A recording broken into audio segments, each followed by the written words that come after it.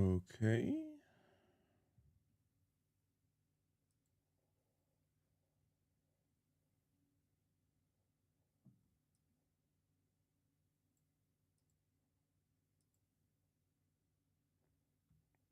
Hello, Chrissy. How are you? Fast as always. We're chilling.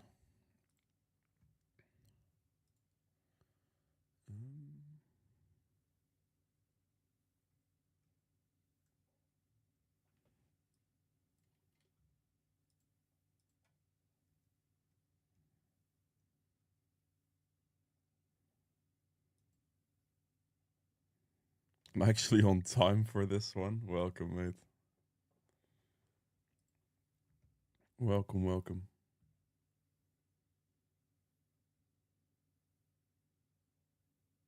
Okay. You hear they're bringing back the Hextech chests? Yeah, they're doing more than that. They're bringing back Hextech chests. They're halving all the champions' blue essence cost, which is also huge. That's even more significant than the Hextech chest, in my opinion. Getting the champions' blue essence completely halved right now after what they did to not get the sources of those anymore. It is huge. JB, thank you. Welcome, mate. Welcome.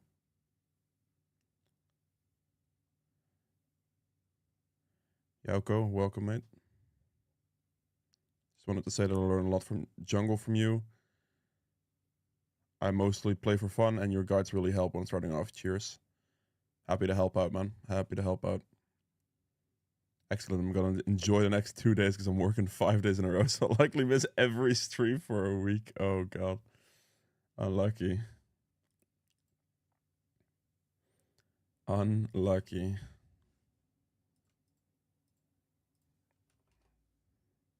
Okay. Okay. Um.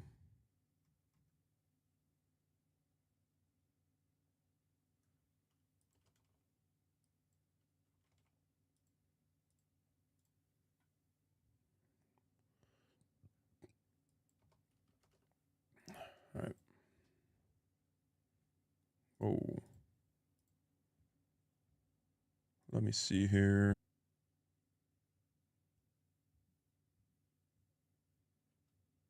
Okay. That's weird. Whatever.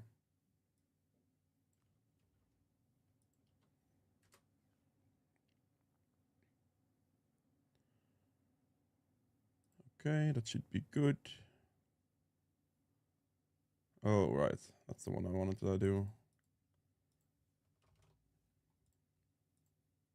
Got some Shaco in there as well.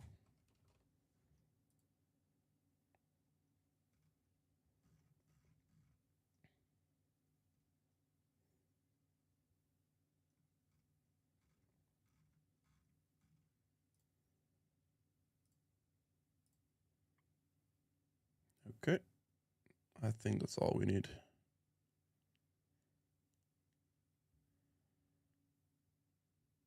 I've had one of my old office jobs that also watch at work, but I'm very difficult. I see, fair enough. Put a basket on that strategy is big.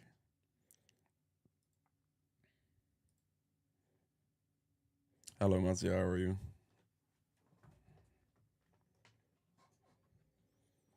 Chilling today, Adam. Chilling.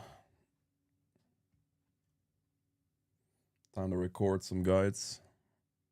Guides and things. Hopefully that goes better than yesterday's fiasco of only winning games in 15 minutes. That was some seriously sad situations there.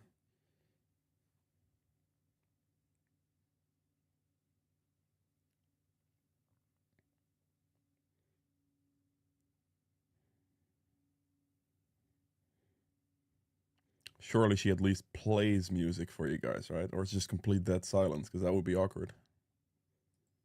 That would be real awkward.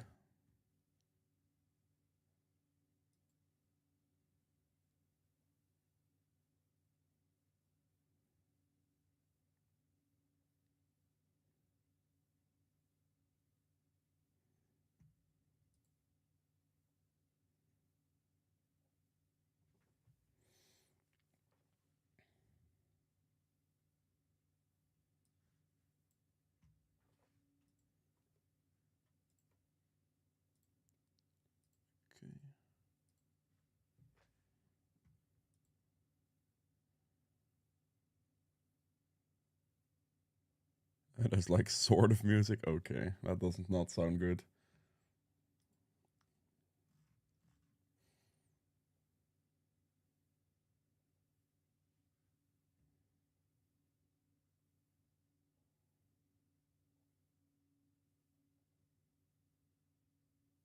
Yo, Mr. J, how are you?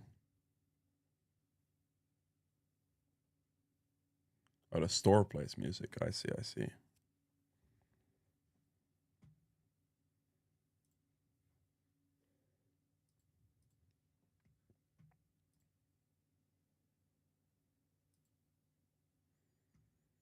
Hello, I watched your volley game from yesterday. Do you recommend the build always cosmic item, cosmic first, like enemy team comp kind of situation? Yes, I will always go cosmic first. I have explained the build I go for at the end of that video as well, in case you haven't seen that, but I will always go cosmic first. For me, that's the best first item on Volibear, easily. Does not matter what the enemy comp is, because you can go from cosmic into like Iceborne Gauntlet, you can go into the haste item, the flicker blades, you can go into a lot of things. Hello Pink, how are you? Welcome.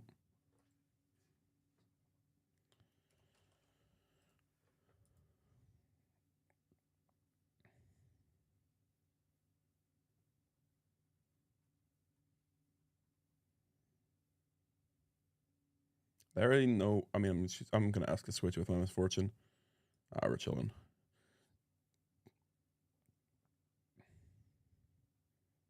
Cosmic Drive is finally a core item in someone's kit. Yeah, for Volibear, first item, it's really good. I think it's the best one for him, for sure. Time to play some Shaco. Some clowning business.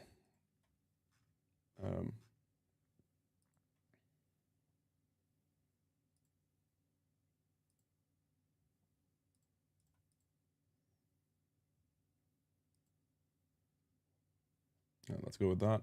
Should be good.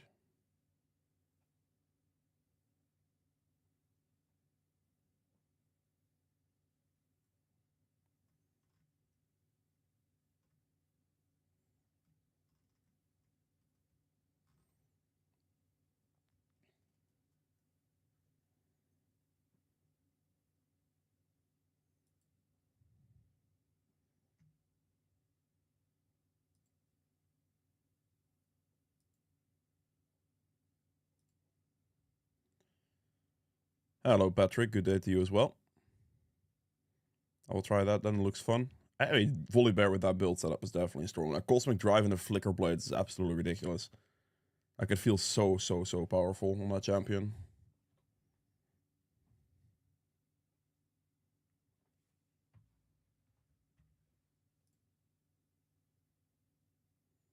Do you play Talon jungle? I can.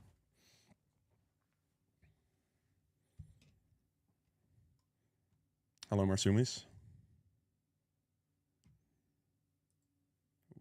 Alright. Time for some Shaco. Gonna lock in for this recording as well.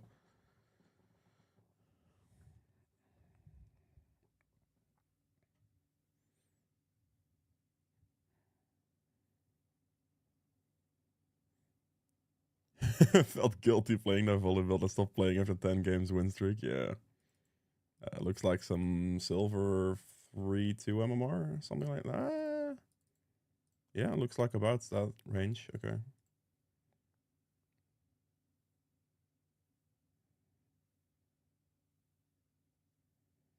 AD Shaco, yes. I would never recommend anybody to play AP Shaco when they're learning the champion. I just wouldn't. AP Shaco is like an extra added level of difficulty, you know what I mean? That's not it. That's just not it. Like, let's put it simply.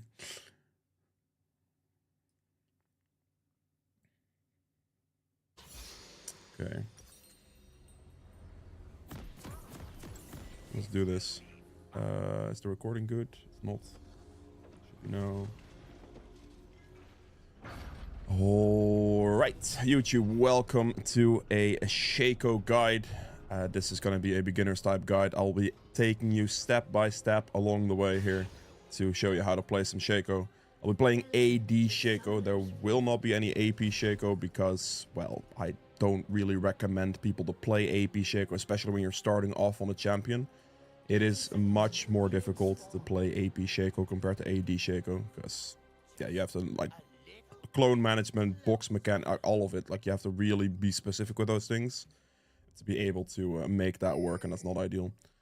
So box-wise, you're going to place one box at the entrance of your camp. You want to run out of base as fast as you possibly can to place that box. So you can place the second box at 50 seconds on the camp.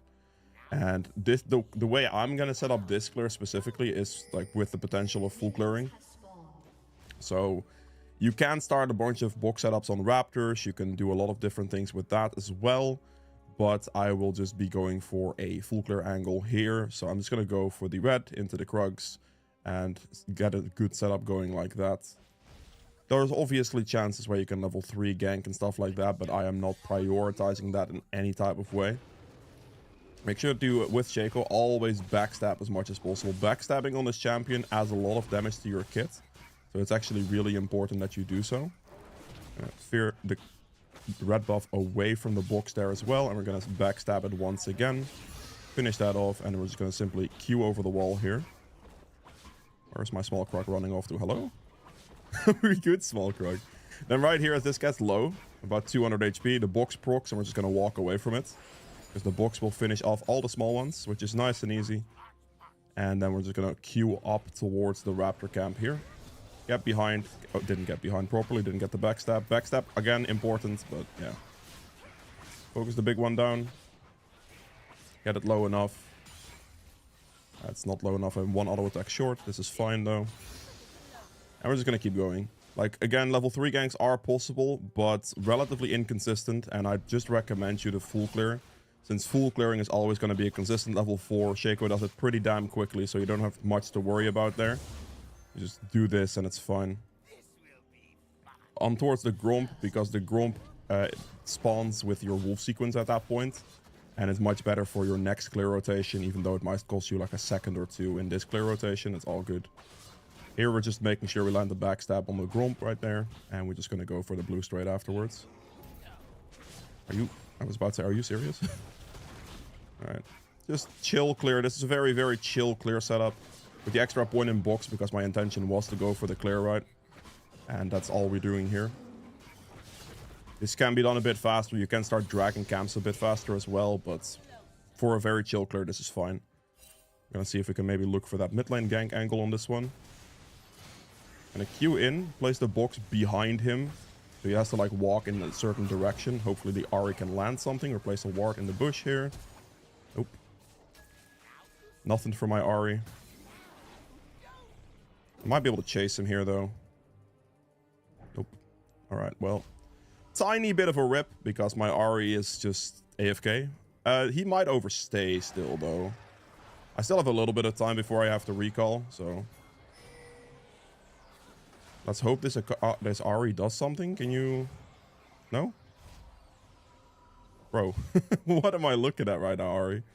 Alright, fair enough.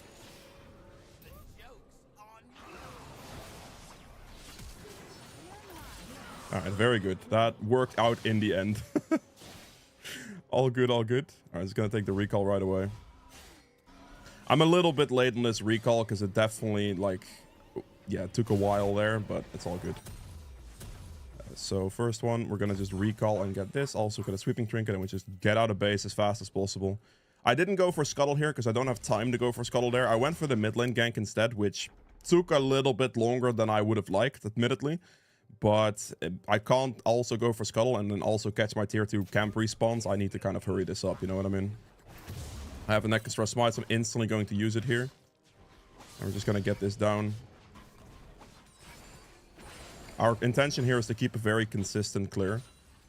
Obviously, like early gank strategies and stuff you can do, but just consistently getting a good clear in is always a good, smart thing to go for.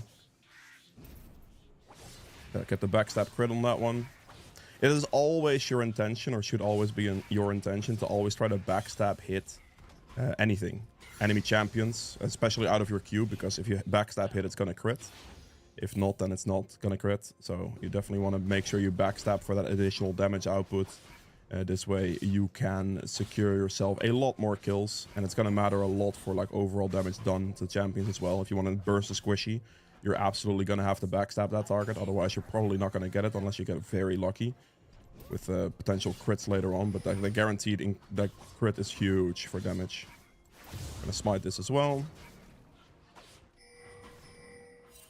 Morgana's top. We're gonna E this real quick, and we're gonna run top. That is a level 6 Garen hit. Okay, it does not look like there's much going on there. I can probably just assist ping the Void Grubs. With the Void Grubs, you want to be slightly careful here. We're gonna auto attack, drag him back slightly, and right now we're gonna place the box right over here. It wants to be in range. Did I place it slightly too far? I think I may have done. Nope. Yeah, I did. This is the tricky bit. I placed it, I think, slightly out of box range, and then I walked away from tanking the box, which was a mistake. Should be right here, right? Because right now you want to actually tank the box on the Void Grubs, and that's the way you want to place your box. I placed it slightly too far earlier, it seems. But that's how you gain extra clear speed on this, which makes a lot of difference. You can also use your ult for the same purpose, basically, but yeah. Nice and quick Void Grubs. There's no other like lane I'm going to look for a gank for here. Scuttle is going to be up as well. I could potentially look at mid lane, but that highly depends on my Malzahar here as well. Check the Raptors too. I think Malzahar is just completely under his turret, yeah. Nothing much to play for at this moment in time. Because top lane is all the way shoved in, this guy's all the way shoved in, and bot lane is going to be like the opportunity potentially.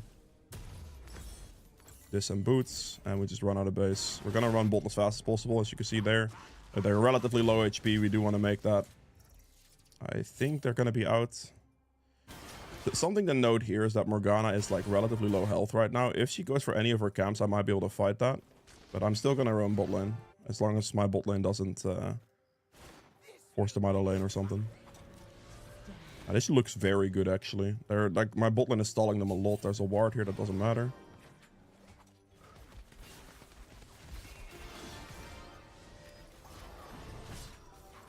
Just kill the Sona real quick. Make sure with Ignite that she actually dies. That doesn't matter, I don't think. Gonna ult. We're gonna send the clone straight at them. That's gonna explode, and then that dies as well. Unfortunately, I didn't get the kill. I'm just gonna leave this position. He flash ults Malzahar, I'll be out. Don't mind me, Malzahar. That was just a good like flank pincer there in the back of the turret, because they were all super low HP and they can't run through me. And then not to delay anything in extremely, I'm just using my ult, send it into the turret, get the turret aggro, and explode on the enemy champions. If you want to use ult for movement, you want to alt and then right click, and then you can use your ult for movement, which is big, obviously. That's like basic Shaco things. You definitely want to know how to do that. Always using your clone for something is very important. We're going to put those 2 points in box and leave it at that early on. This is purely for like clear speed. I am not rushing a Tiamat in this build setup, so getting extra points in box gives you a tremendous amount of clear speed increase, which is a lot of consistency. Now obviously extra points in E would give you more damage output, but the consistency is incredibly important. Okay, Morgana's top side. That is actually very interesting to note. Morgana, right there, when seeing her top side, does not have a blue buff. So the chance of her blue buff is being up is actually very high. There it is. Instantly gonna go for that. This is just a little piece of information we just saw there on top lane because of that Morgana going for the top lane and not having blue buff, so we can take her camps. Gromp is also up. Okay, the Malzahar has gone bot lane. Sona is like relatively low HP, but I'm just gonna take her Gromp honestly and wait this out. I have like a minute on Void Grubs if I want those. I don't know if this is warded or not actually.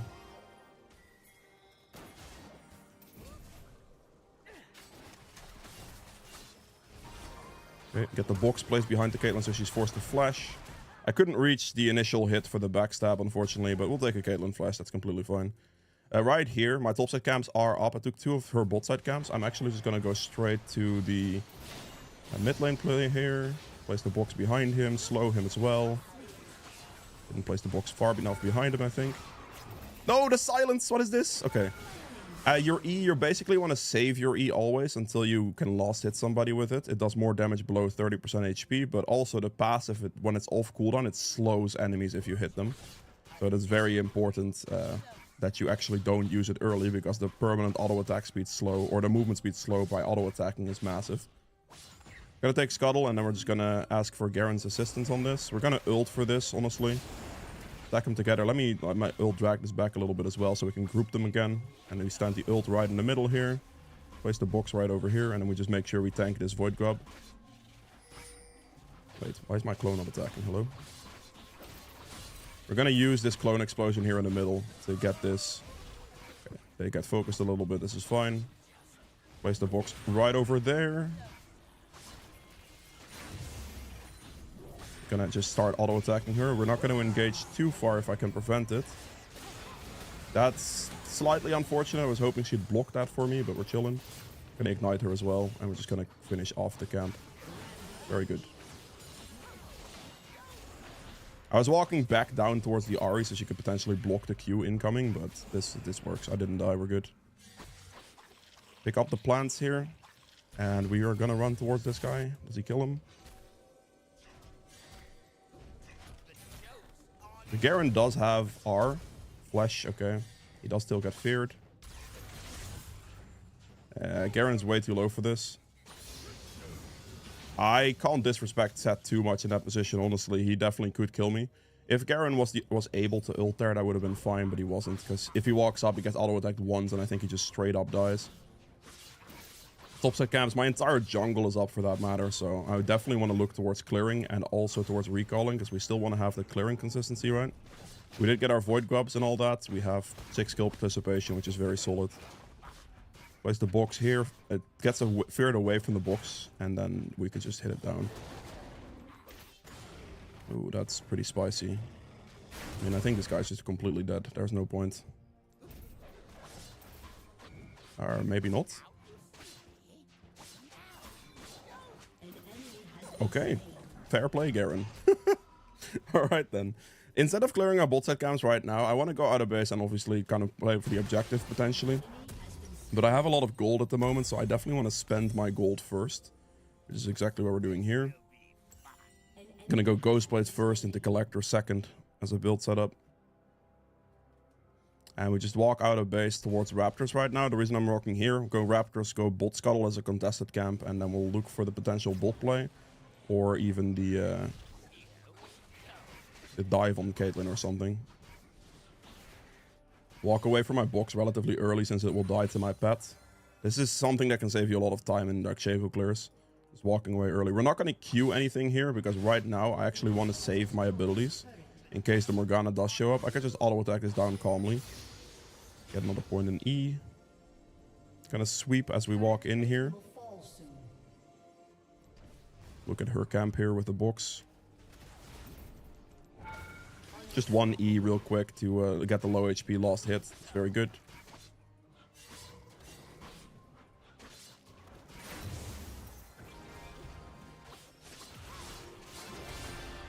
Q behind. Walk this into the Morgana.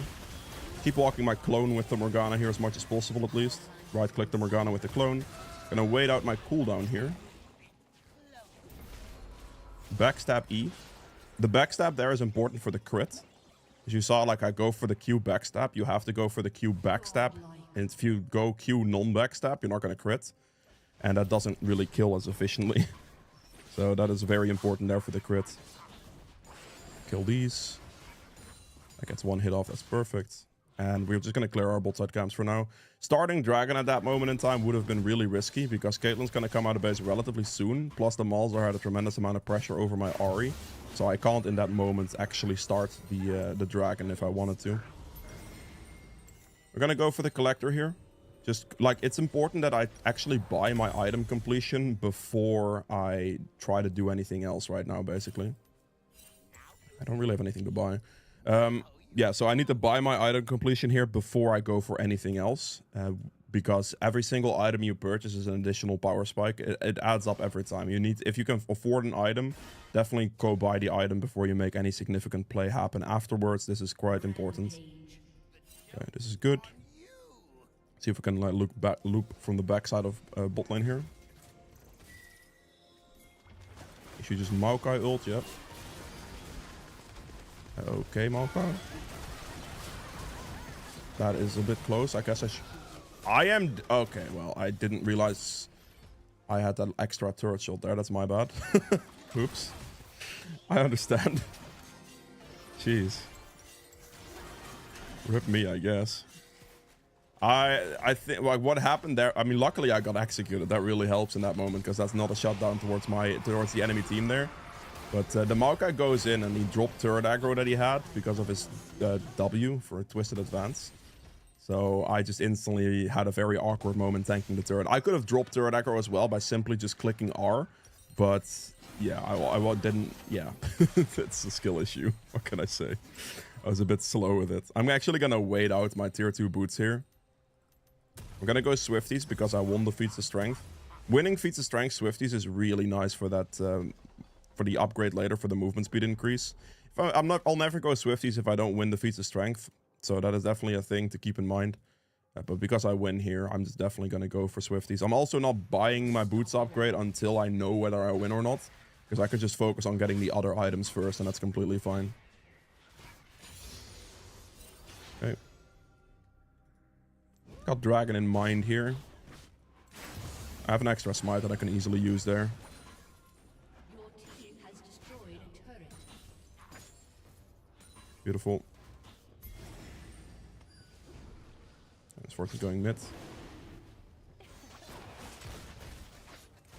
Make sure to stand close here to the dragon so my box can proc, but it doesn't get aggro from the dragon. This really helps with clear speed on objectives if you can place your box correctly. On the void grubs it's a little bit annoying, but on things like dragon it's pretty easy.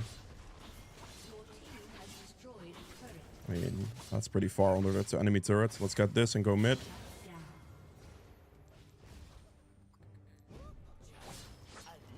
You can also, what I do here is I ult, and then if I ult, my clone snapshots my Halo Blade stats. So I have a permanent attack speed increase. Like, my clone is permanently fast attacking, as you can see. Something to show there. I didn't necessarily need it to kill the Morgana, but something to show. If you go in, you can R after you do an auto attack with Halo Blade, so you snapshot your stats. And then if you snapshot your stats, you're gonna have a permanent attack speed increase. Okay, Malzahar is going very much into this mid lane push. Start maxing Q next. Gonna run up. With Shaco Q, if you're trying to escape, always try to go in like a random direction instead of directly away from the position you're in. Because they usually assume you're just gonna take the shortest path out of that. And I just run up here and avoid the set. Okay, I'm gonna have to respect that I can't go for the Rift Herald here. The reason I can't do it, because my Garen bottom set has a lot of pressure on mid lane. So I actually had a pretty big numbers disadvantage on the objective, and I just have to respect that for now. Gonna keep clearing. It's all good. Let my box do the work.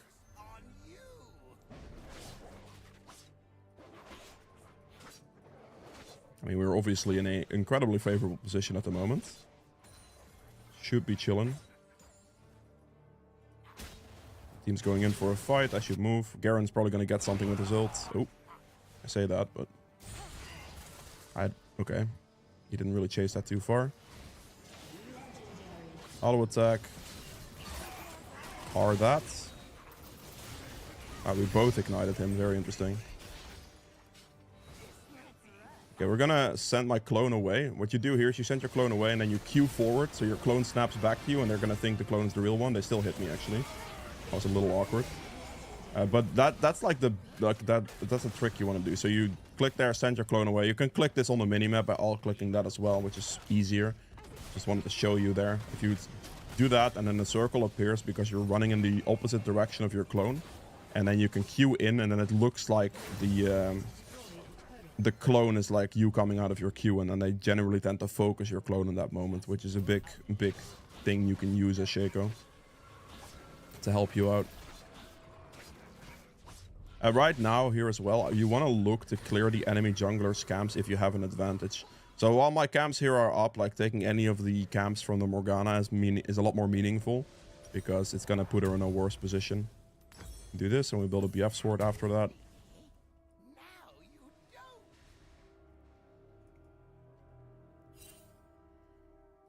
Okay, beautiful.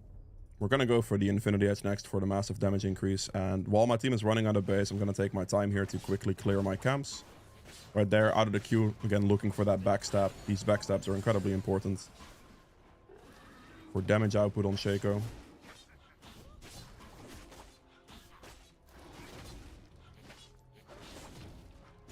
Perfect. I think this will be last, probably one camp short of level 14 actually. Just gonna leave, let the box do its work. I think it kills. Should kill, right? Might not, but my team is fighting here, so. That's a kill. Perfect. Okay. He did kill my raptor camp, so we're chilling. Okay. Gonna go for the Caitlyn. Backstab crits. E.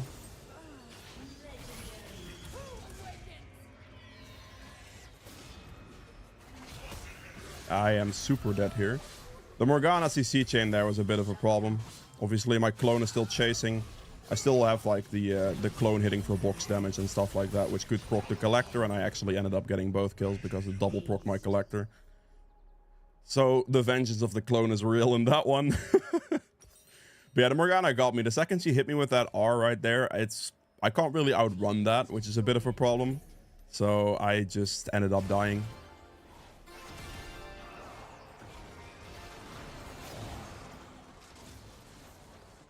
The collector gave me big value there. My Garen is playing well. Makes the game a little bit easier, I suppose. I was playing well, but like obviously if you have like one laner who also plays pretty well here, which is the Garen, it becomes pretty easy. In general, you just are consistent. Like the thing here is I also have 170 CS because of the consistent clearing with box and stuff, which is really meaningful. So that's allowing me to like get additional kills, etc. Okay.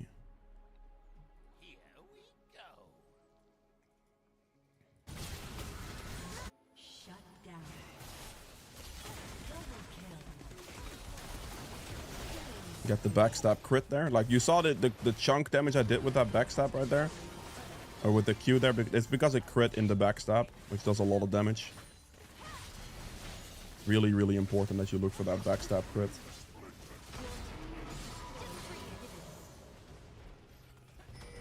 I kind of want to just go for bot turret here. We're gonna hop the wall and gonna start pushing this wave out real quick. So we can look for this, because pushing double Nexus turret is pretty hard. Also not super worth it anymore these days, because the Nexus turret don't stay dead anymore. So actually pushing for a turret like this in front of the inhibitor is going to mean a lot more. Just want to go for the dragon at this point. The enemy team is now going to respawn, so we really want to like back off, and we just want to go for the dragon, because now out of base they're going to be stronger. We've already used our cooldowns, our HP, etc. We don't want to like do more than that, if that makes sense. I'm gonna place one defensive box real quick, and we're gonna get the backstab crit on the dragon as well. And we're gonna look for that recall soon, because we can afford our next item, so it's actually pretty important that we actually just look for the recall here. I can like go and clear all my camps, but it barely does anything, and this is a massive upgrade of a purchase right now, so I'm definitely gonna do that. Another longsword with it, and we can now move for the Audicon here potentially as well. Keeping things nice and consistent for ourselves. Okay. Garen is an enjoyer of my camps, it seems. Well, let's just get this thing real quick. I'm gonna place the boxes relatively defensive here. We're gonna place one in the bush there so we can see them coming. Okay, that is a Malzahar. We're gonna ult and we're gonna send the clone straight at the Malzahar, basically. Yeah, it should be fine there. That puts pressure on the Malzahar right away. And now we should just hopefully be able to finish this. Just use your ult for like any kind of utility like that is completely fine. I'm gonna pick up these flowers while my team picks up those. You need to pick up the flowers. It's very, very, very important. I'm actually going to reset here and build myself a nice Vamp Scepter for a bit of lifesteal here as well. Bit of lifesteal is very nice to have in this moment. Good. 50% crit's nice. You don't really need that much more crit on Shaco because obviously with your Q automatically critting on the backstab, if you do the backstab correctly, it's gonna be completely fine. Wait for the box to proc on these ones so before I leave real quick. And we're just gonna look for a pick wherever we can right now. We also are pressing forward into Morgana's jungle to make sure that we can get the camps from her. Backstab crit. Okay, that's really annoying. I didn't actually get the finisher with the Malzar showing up there. But I mean, I'm still zoning. The backstab crit there was for the, like, you saw the massive damage, right?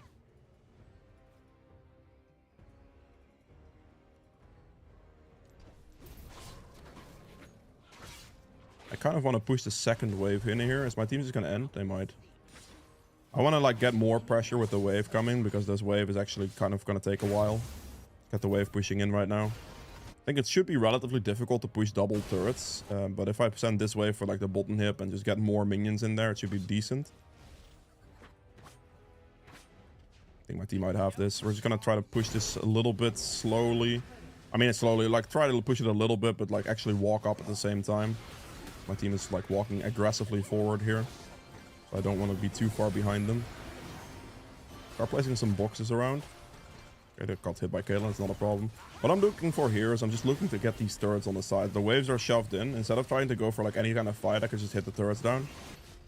And that's just completely, I don't have to do anything for this, but it's just very good for like pressure on the enemy right now. Just instantly look at things where you can go for things very easily. In this case, that is these turrets. That's really painful, actually.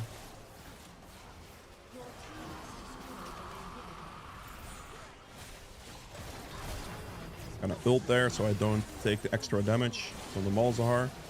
Just to avoid that a little bit. My clone is just gonna hit him down here. We don't have to do anything. We don't have to walk or risk death or anything like that. And there you go. Very nice. Very solid. 200 CS is super solid, honestly. We're looking good. Hit the Nexus, end the game. Cool. That is it for Shaco. I hope you guys enjoyed this one. If you did, make sure the like button below helps me quite a bit. Be sure to subscribe as well as follow over on Twitch. And I'll see you guys in the endgame stats.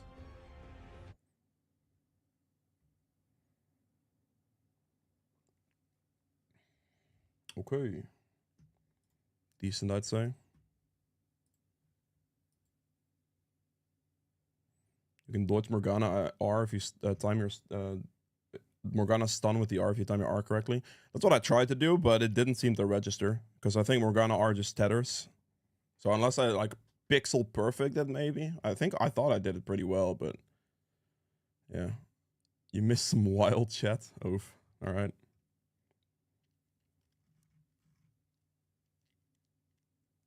What did I miss?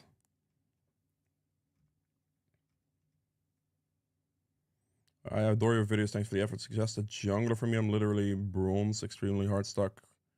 Right now I'm iron. I mean, a champion. I mean, to play a Mumu, Nocturne, or Mordekaiser, honestly.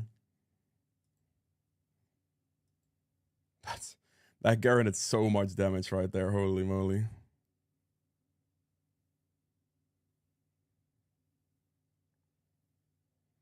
I was just playing in silver. That was about silver elo. Obviously, my MMR is a bit high for the elo I'm in. Yeah. This man's silver one.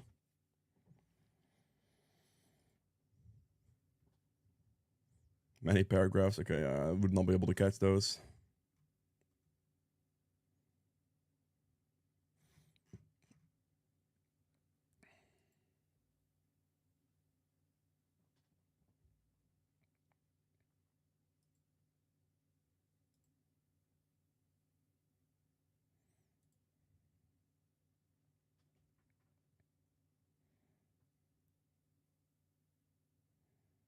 I think Amumu is the best jungler below Master.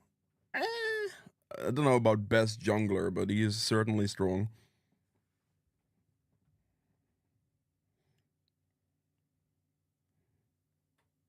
But that's my favorite one. Yeah, fair. Like the Yoshi head is good. It is a good head.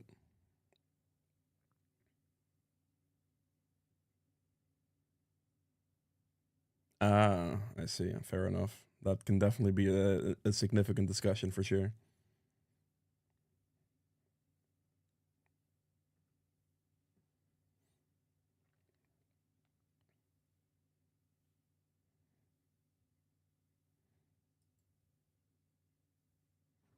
Okay, let's ban Moss D.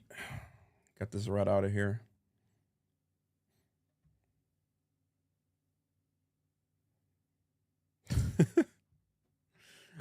I can't do both at once. It's not possible for me. It's way too much.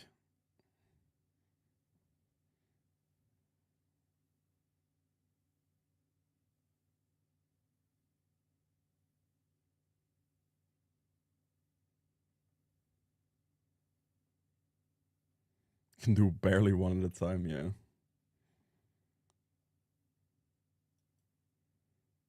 I need to. I don't even know what I want to add for the points, honestly. 20k, yeah. I need to think of things.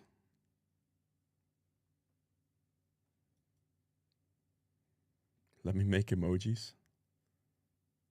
Is that like a points thing you can do? What?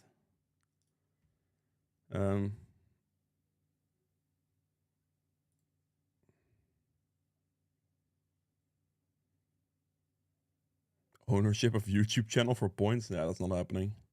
Is Morgana Jungle playable right now? It definitely is. She is definitely playable. If you want to play jungle casually, then Amumu is one of the most consistent junglers that can cover a lot what a team needs. This is true. That is definitely true.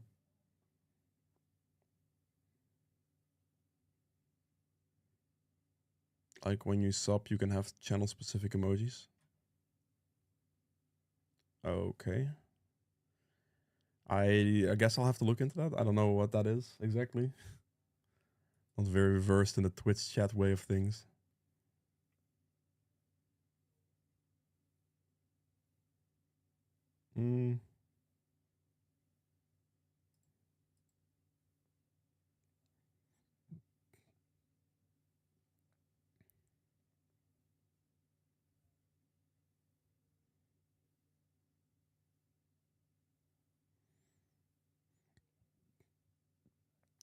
My vote's still for the all right emoji. That probably would be a good emoji to have.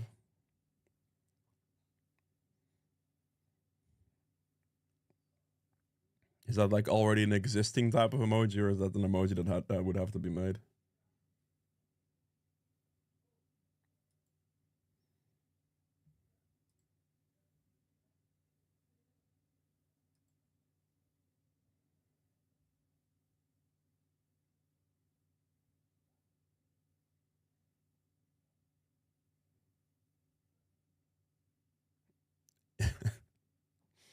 You can do that if you want. Sure. I see.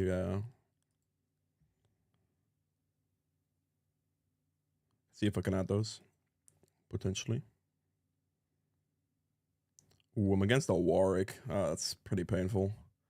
I think that's Warwick jungle. Actually, is it?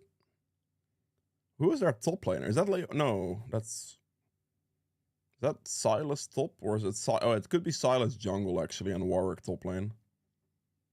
I kind of think that makes the most sense out of that draft. I'm a little bit confused.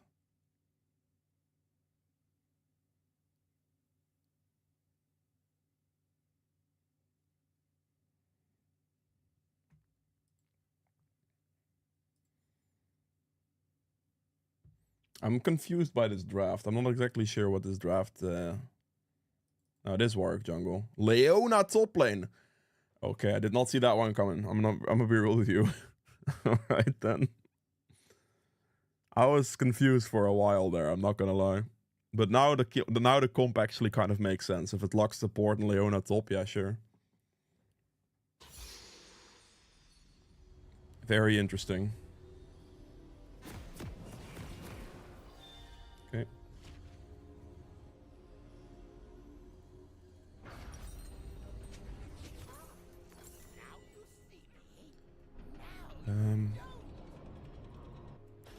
All right, time for the second game in this video.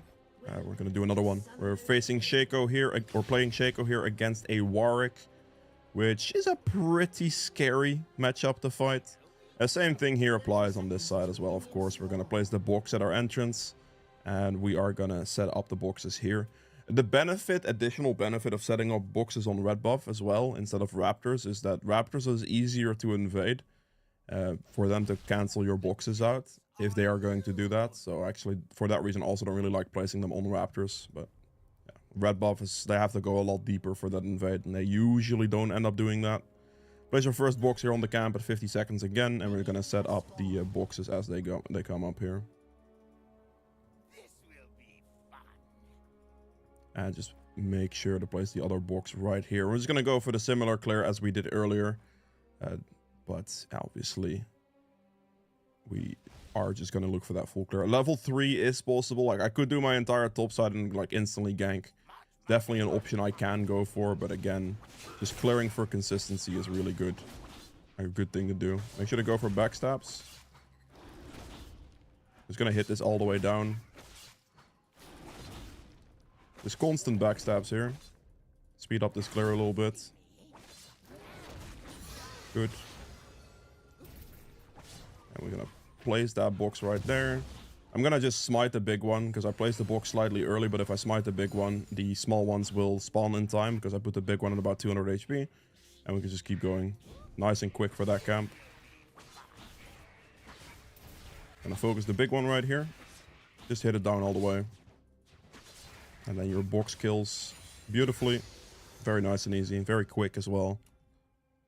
I'm going to put the extra point in box again, because we're just going to go for the clear. Obviously, you can go for the gank, but full clearing is just incredibly consistent.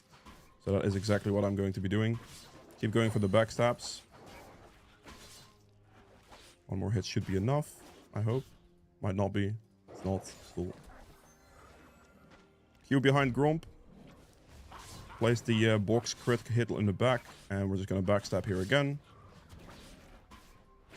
Making sure to do that as much as possible, really trying to go for those backstabs for the extra damage output.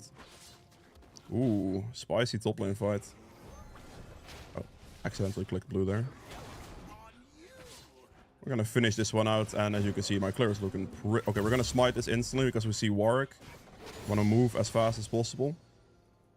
Like, if I usually hold smite, but I can use it right there. He's gonna get feared, and I just kill him with the Hill of Blades crit in the back for the backstab. Huge kill. Yeah, I think mid lane will be pretty hard to gank. Let's place a ward over there. He's gonna go for bot scuttle now. That was actually, I could look for the bot lane gank angle perhaps here. We'll see.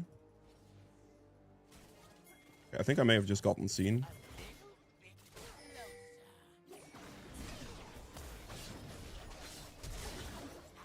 He's gonna ignite and E, and she should die to the ignite pretty easily, I would say. Beautiful.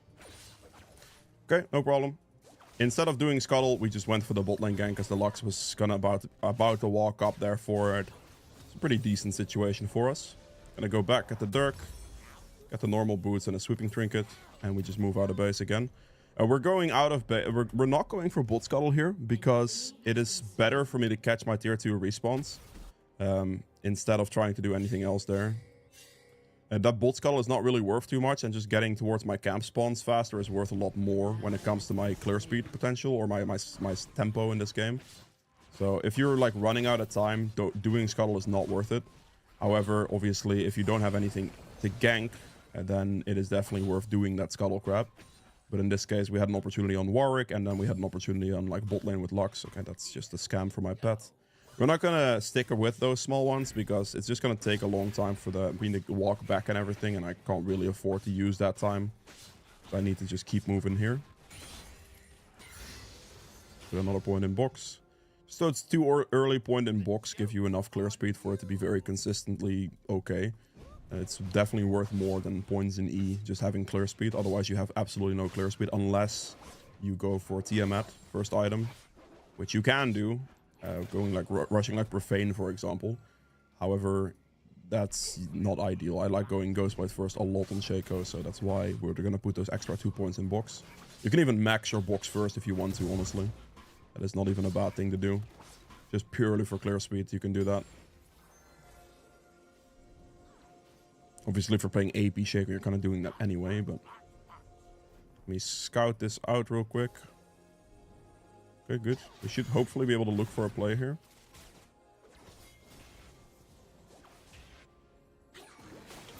Gonna put the box behind here. Hit the backstab on the Lux. Finish off the Lux with the E. You want to hold your E to finish off, and we're gonna help my team. We're not gonna do anything against Caitlyn here. We're chasing the guy that we want to chase for the kill here. Oh, I walked into a Caitlyn trap. That's kind of bad. In the tippy top of the bush. That was a Caitlyn trap. He's a bit fast here, actually, towards top lane right now. That actually really sucks. Caitlyn, we can't do anything. He might go for Raptors, but yeah, he's going to go towards, like, top side. Okay, we're going to loop like this, because he's probably doing Raptors, I would imagine. So we're going to just do this, Q over the wall. And then we just finish him off with the, yeah, he was indeed doing Raptors. I'm going to finish him off right there with the, like, crit hit in the E. I can just walk with this guy. Maybe he engages on me. Does he? I kind of want to bait him into this. Backstab for the hit. Put the box there as well. Nope. No problem. And we want to transition towards topside again, because obviously my topside camps are respawning. I can also potentially look for top scuttle in this moment. And obviously void grubs are a thing as well. Not going to smite this. I'm going to hit the plant so I can see if the enemy jungler is here. This blue is still up. That's interesting. Oh, he's mid. I don't know if I can make this, but I'll try. He's gonna walk into me, I would imagine. I'm gonna R here for the extra attack speed on my clone. I hit the Hill of Blades backstab, and then I just R afterwards. We're gonna do this. We're gonna put our clone, pull our clone with us. We walked it away from the Silas. We're gonna pull it with us so we can use it here on the blue to clear this a bit faster. The box down. Should easily die. The box is right here. Backstab hit there. And then hold our E until she's low HP. Beautiful. We want that E to do the extra damage right there, right? This is good. Picking up a lot of kills here. 6 out of 8 is already really valuable. Gonna drag these back a little bit. Maybe assist ping here as well. Place the box right over there. And we want to keep the aggro from the Void Grub in this moment. Okay, that Void Grub aggro. Thank you, Void Grub. It's really annoying to place this box correctly. It really is. For it not to get killed by any of the 3 Void Grubs. But it is a large clear speed increase if you can. Okay, hopefully I can keep the aggro. I'm just not going to move it too much, because the clear speed increase matters more than taking damage right now. Yeah, the Void Grub's can randomly aggro on them, and it's just really annoying.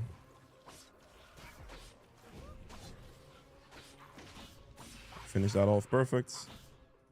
Now my entire jungle clear is up here. But what I'm going to do is I'm going to just clear Raptors. I think first. Probably Raptors first. Placing the box there defensive, because I thought like Warwick might be running up to me or Silas. Didn't really have to do that. It would be faster for the clear speed on this, but it's what I thought in that moment. Gonna spread out my damage here, it's okay. A little slower, but that's fine. Place the box on red buff. And we're gonna clear our topside half here, so we can recall buy our item, and then we're gonna clear the bottside half out of base. Pretty much, is the idea here. Instead of like going for a full clear, I definitely want to like clear in such a way that I can recall relatively fast.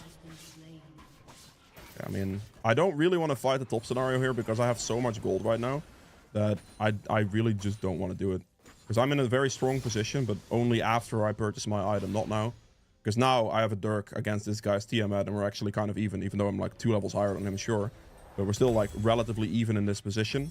Whereas now with these item purchases, I am way ahead. And that's why I don't want to take a fight in a bad scenario and potentially give my shutdown to lose a lead. Because losing the lead is obviously a very bad thing to do. Backstab here, get the crit off. And we just keep clearing now. Caitlyn has him under turret massively.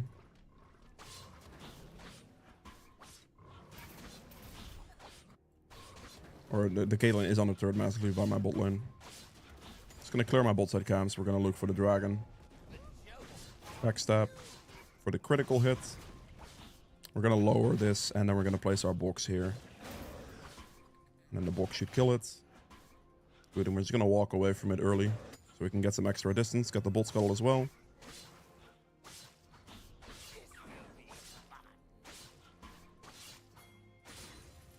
It's Lux.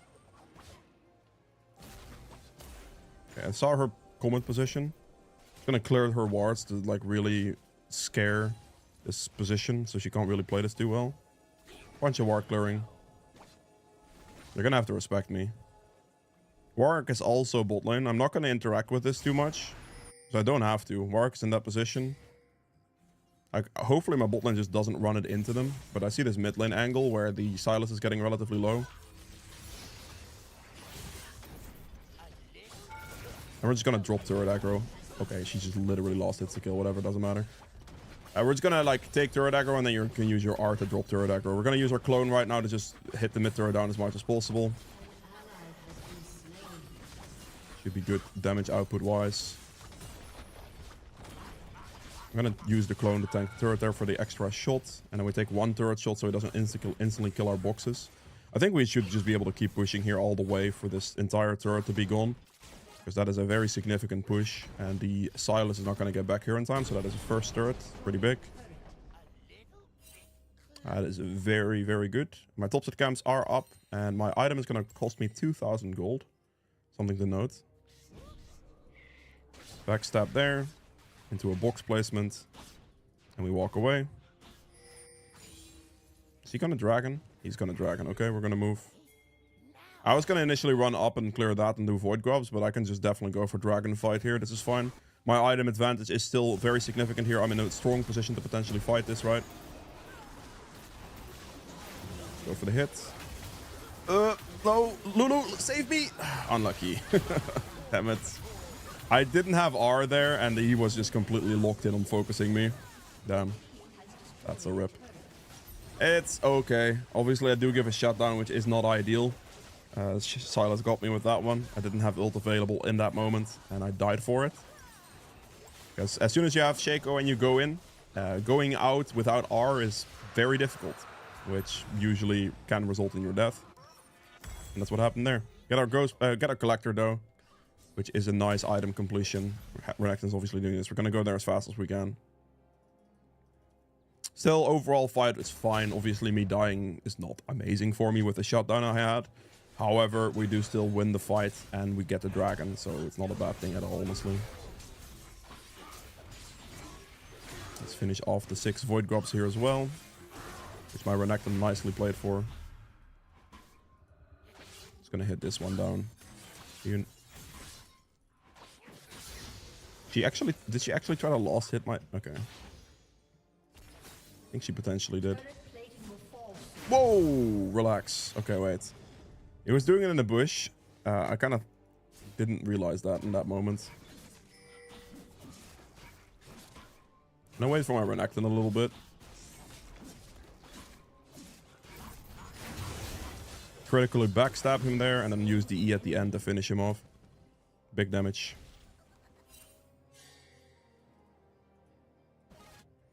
Okay.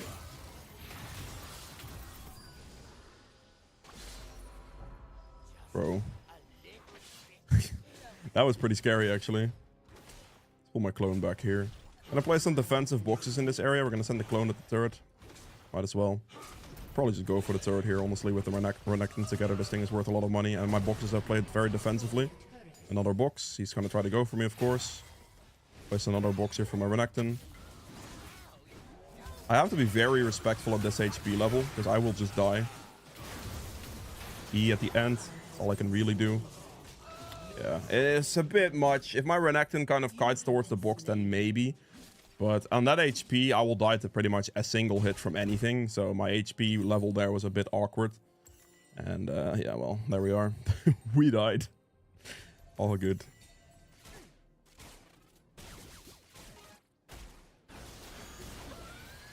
Overall, not too bad. Because currently there, I'm not worth a shutdown anymore. So... trading like 1-for-1 and like also getting the pressure for the tier 2 turret is actually pretty valuable. We got like a lot of money off that turret, and then I also traded like... we traded 2-for-1, I think, actually. But, I mean, still, we got like 700 gold worth of turret gold as well, so overall we're not looking too bad in that moment. Just walk up here, backstab for the crit, and we're just gonna go for a nice, good clear. We need to finish our smite, but we also have the like level 11 to get, etc. Like we have an entire jungle clear up. We definitely want to go for all of those things. Okay, spicy. Bot lane's losing a bit of fights. We're ahead. We're not like extremely ahead, but we are definitely ahead. My mid laner, however, is behind 40 CS. That's kind of wild, actually. Let's finish that off. My bot set camps are up. The Rift Herald did just spawn, but I think I just want to go for my bot set camps here.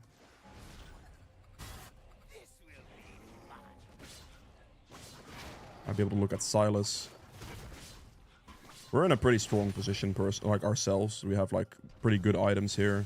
Definitely not weak. There's a ward here. I can't really go for this because my Katarina's probably just going to hit the wave and the Lux is also in that position. And for all I know, there could be more people around as well because I don't really have like that great vision on the map right now over the enemies. It's not like I can see the mid or anything like that, so I'm going to have to respect it here. Can potentially look to invade in this moment.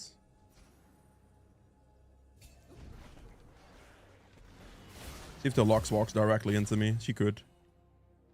She is just gonna walk directly at her turret. That's also fine. I'm gonna hold this position here because it's actually pretty hard for them to deal with that. Backstab here, and then finish her off with the E. Oh, he doesn't commit to that, really? Oh, I thought he was going to commit to that. Okay, we're just going to go for turret then. Hit the clone on the turret as well. We're just going to hit it down. I am going to reset because I don't really want to disrespect the Warwick too much. And we're going to use your clone. You can use your clone a bit of defense at this moment as well. Wait, bro. It exploded right before my recall ended, which actually made that really awkward because then I accidentally right-clicked the floor as I was doing it. That's not good. Whoops. Whoopsie daisy. Made a mistake. It's okay. It's fine. I'll lose a little bit of time. I should go dragon instantly. They obviously got the Rift Herald for that bot lane situation, but that's okay. It's not the biggest problem in the world. Need to go for dragon right now. He instantly casts it in base. Okay. That is an interesting decision. Good. Come on. Come on. Stupid aggro. I need my box to be alive here so I can actually have some reasonable clear speed on this thing. Whoa. She flashed over the wall, but look at my team's position right now, right? Like, obviously, Lux isn't a big threat, but the rest of the team's position is. And my team is just not in a very good position there. Like, Katarina and Renekton are not close. It's not a favorable place to be. Replace the box there defensively, so my team can use it to potentially survive. We have to be very respectful in that moment and not overfight, because the enemy team has a much better position on the map than us right there. And fighting would end up dying. We most likely would end up dying, and that's obviously not good. Really assess the map situation before you try to fight anything, even though the play from Lux might look a little int, because she flashes over like that. It is definitely not int if you consider where the position from my team and the position from the enemy team's champions are. Okay, my team is maybe slightly running it. Keep clearing. All right, getting our Infinity Edge will be a big spike for us, which we are like 400 gold away from. So it's definitely something I'm looking for. Like, as soon as you're getting towards item completions, getting those item completions are huge, like, damage spikes. So if you look to clear for those, that is really good. We're going to try to run top as fast as possible. Hit those as we walk past, walk over this. Okay.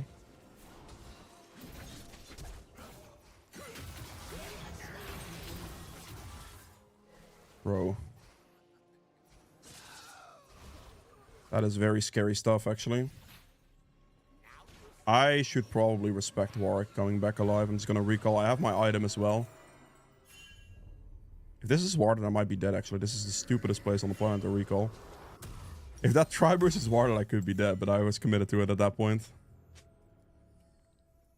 Alright, that's my Infinity X. It's really good. I don't know why she should have just let herself get hit by that, honestly. Because if like the Leona goes in that aggressive, then yeah.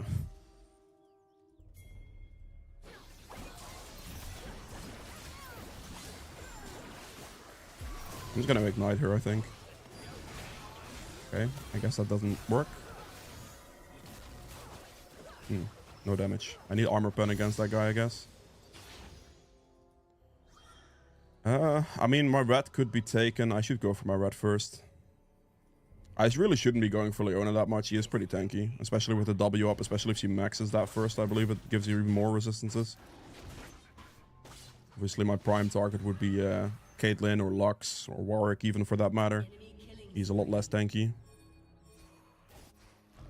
gonna place some boxes around this area. Then hopefully my team helps with the Otacon. We're gonna do this and we're gonna pop the R.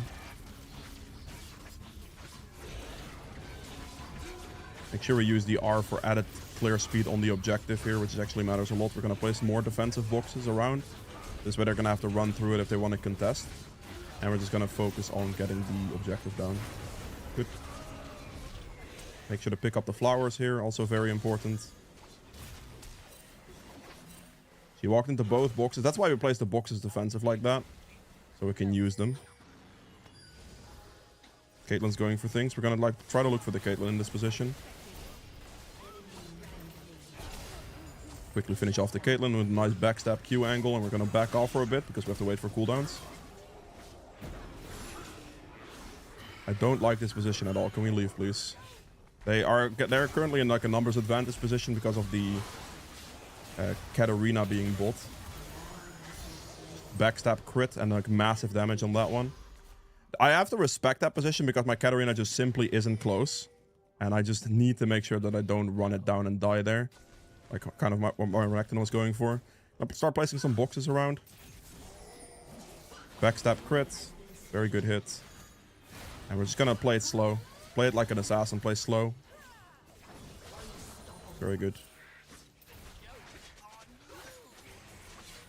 Got Dragon coming up. We'll take that reset right before that. We'll let the box finish the camp. And we need some armor penetration, so we're gonna go for LDR, I think. No, I should go for heal cut, this one. Because they have a lot of healing from Warwick and Silas. So we're gonna go for that. I could have bought this, but I can buy both the components with the exact money I had, which just makes more sense to me. I'll get the heal cut afterwards, it's fine. Obviously, I really want to do the dragon. Something I'm definitely looking at right now.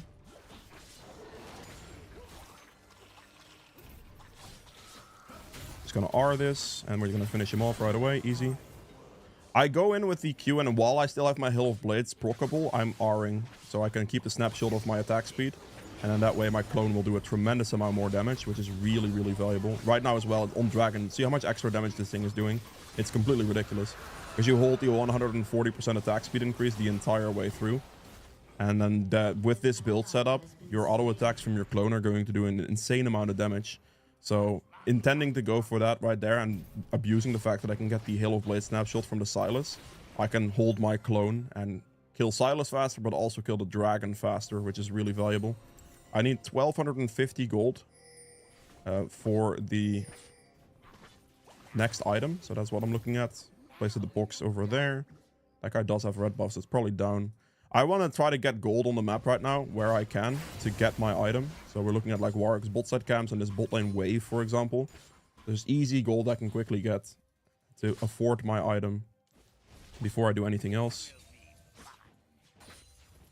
And Silas is here. We're not going to interact with this too much because the enemy team could be rotating on me for all I know. Okay, Warwick's top side, that's fine. But I want to be respectful. So especially since I can afford my item right now. So we're going to purchase that first. And we're just going to recall. My team is getting engaged on here. But again, we can buy an item. We're not going to move. We're going to move out of base. And everything is good. Team is not really looking at Katarina too well. So she probably dies.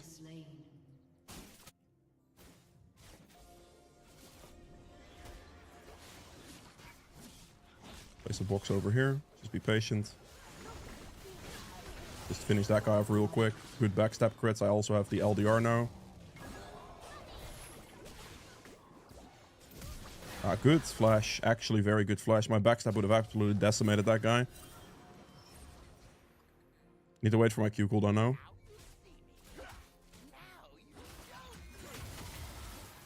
That flash was really, really well done. They could technically look for a Baron, I think. We don't have any vision over this Baron, which is pretty scary. I can't really walk into it myself, so... Yeah, do they do this? They could. We really need to go get some vision over there. Let me go walk the safe way. I have to check this thing at least. Okay, they're not doing it. We can check with box for a bit of vision. It's all good. Leave the box there for a little bit. Gonna knock Q here because I'm in like relatively dangerous territory, and if I waste my Q, I could die instantly. Gonna just run top here. See where this guy moves. He might walk into the bush here. There he is. Backstab crit. E. Finish him off. Very nice. We do a lot of damage. We really do a lot of damage. Gonna push out top wave here, so we can get some pressure going there. Making sure to use the box here for additional clear speed on this wave. We have very slow wave clear, as you can see. He needs the 5 points in box actually helps quite a bit for that too. Okay, mid lane might be in trouble here. My team is dying quite a significant amount, which is a bit iffy.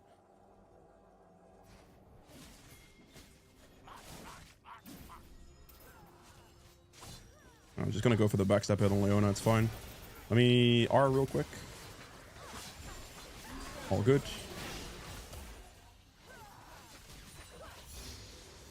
Katarina is getting a top push going here. I will have to respect, but I'm not gonna put a little bit of pressure on them so they can't just recall for free. Because they kind of have to respect me a little bit so the Katarina can get a push here, but I don't want to engage because I don't have ult and I don't really have a way out. Okay, he did this die to Silas, but we did get the turret, so that's decent, I suppose. Okay, my team is fairly decent at dying, which is a little iffy, but you know.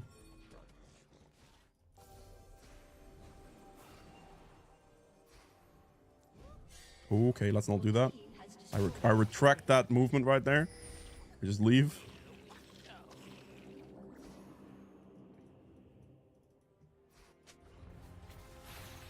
See if Silas walks on this control ward. And just finish him off here. Very nice. Lulu was able to get the kill. Like, I don't really care Lulu gets the kill. It's fine, because I kind of don't need kills anyway. I'm kind of very strong already. The control ward was just a perfect bait, because he was going to put like auto attacks into that, and I could just finish him off. Okay, I do have to go play for the dragon, so we have to instantly recall right now and play for dragon. Lulu needs to go back as well. Let me get my boots now. I need a Vamp Scepter. Can I afford this? I can't. 900 gold, perfect. We move as fast as possible. As long as we can get this dragon, we are looking very good. But I need my team not to die right now. My Lulu is in a very bad position. My mid laner as well, of course. Gonna ult here. Keep my snapshot of my attack speed from my Hill of Blades on my clone. Gonna give me a lot of clear speed right there. Gonna send my clone away so we can drag it towards the dragon faster. So it basically blinks towards you, and then as you can see, we use the snapshot from the Hill of Blades thing very effectively there, and we were able to get the dragon. We should be able to get the Baron here as well. It's a good fight scenario. I do a lot of damage, especially with the clone snapshot of the Hill of Blades. It matters a lot.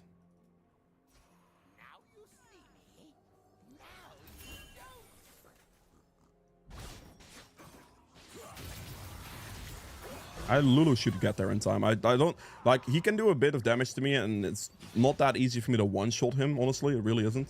He's relatively tanky, but as long as my Lulu gets here, we're good.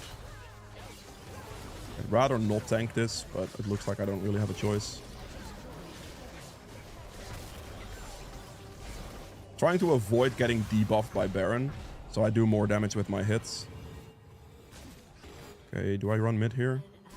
I think my team is kind of dead. We did get the bottom hip though, which is decent. I kind of want to look for this guy's red buff in case it is up, but I don't think I get to go for the Renekton here. Or for the... Actually, I might kill the Caitlyn here. Oh, the Caitlyn already died. Oh, is Renekton still chilling? He is still chilling. Wow.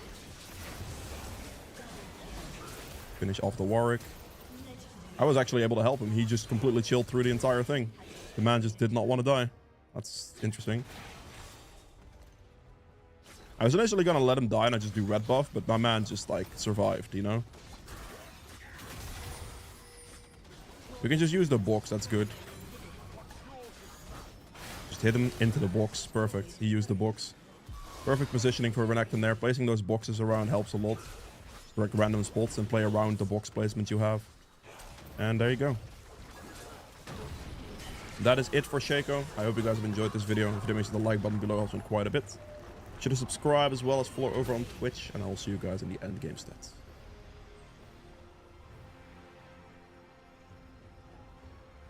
Call me Quack. Big spike incoming. Is this smurfing? This is smurfing. This is like, I mean, anything I do right now is honestly smurfing, even in diamond. But this is, that was like silver 1, MMR wise. Something along the lines of that. Also, I did see your message a little late there, but gotta focus on it.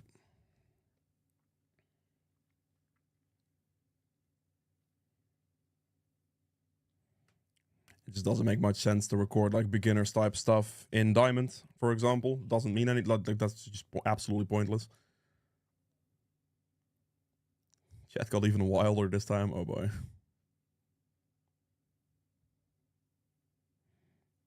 Can you add a champ request point redeem? I could.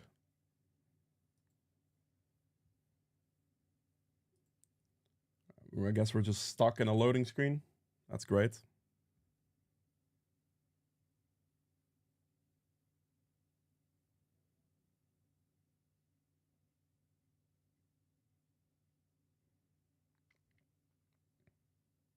Did you have Morgana jungle guide on the beginner? I don't. Dude, the Riot client is just scamming me, man. What the heck is going on? Can we stop? Why are you in an endless loading screen, my guy? Well, alright.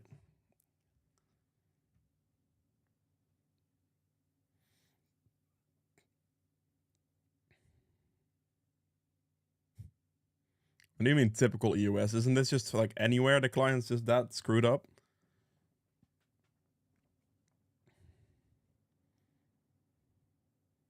Thank you for your content, man. You're welcome, Salah. You're welcome.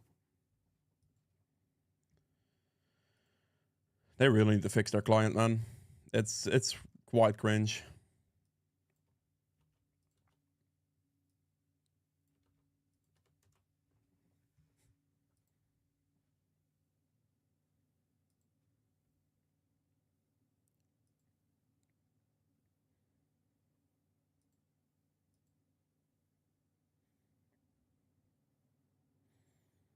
Riot wants you to touch grass. Oh, man. Yeah, fair enough. They're putting all their budget on the $250 skins. At least they said they were gonna make the skins better, because that last skin was pretty cringe that we're gonna release with the Mordekaiser one. Very low effort. Been really laggy recently. What, the clients, you mean? Yeah, the client has been out of it for sure. They gave us back Hexa. They gave us a lot more than Hexa chest, honestly. Like, they gave back the Hexa chest, but like a big thing that I think is even more significant than that is the fact that they are also reducing all of the champion blue essence cost by half. Like, every single champion gets halved, which is huge. Like, that is an indescribable value for like a lot of the player base. Obviously not the older player base. The older player base are very happy with getting like 60 Hexax chests within a year or something like that. But the blue essence for the newer players is just insane. Absolutely massive.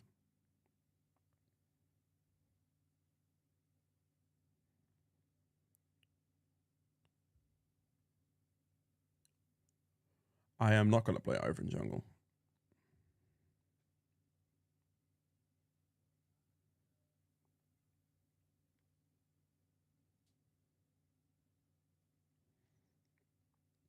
I do not like playing the champion, but then on top of, like, I was like, because he was doing it for a while, it was like one thing. But on top of that, like, people are just harassing me with playing Ivern, and that just makes me want to play it less. It just really makes me want to play it less.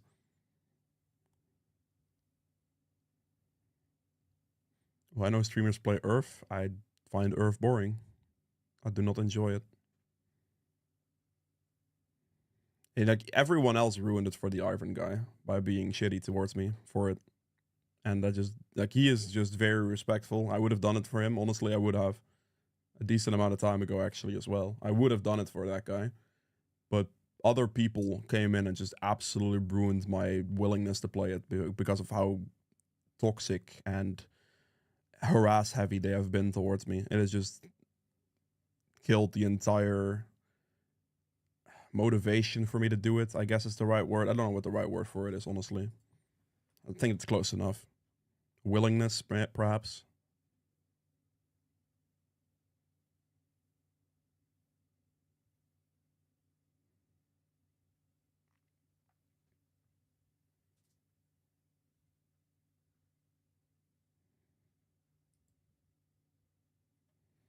Okay. What champion would you recommend maining in the new season? Honestly, still Amumu, Nocturne Mordecai's are a good, solid choices if you're starting out in the jungle.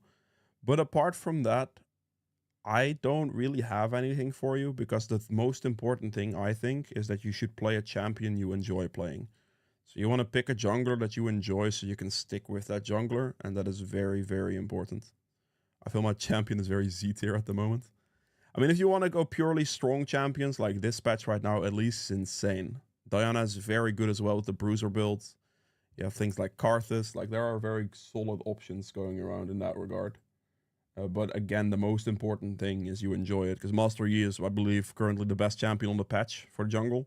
So I guess if you want to go down that route. But enjoyment factor is like, it's above everything else. It matters more than anything else. Enjoyment factor. Because you want to, like, the most important thing that you can do to climb is stick with a champion. Stick with one, maybe two champions. Like an AP and an AD option is very good to, you know, be able to adjust to your team locking some random stuff. But it is really important that you stick to things. Just play the laner god so you don't get 3 losing lanes. Yeah. How about Xerath support? If you want to play Xerath support, by all means, do so. For sure, for sure. Let's do Ekko.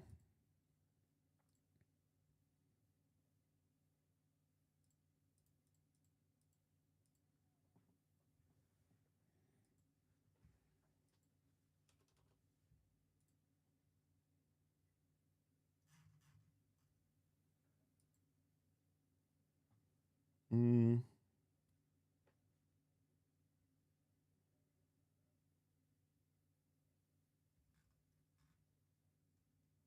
Yep. All right. Let's get some Ekko going.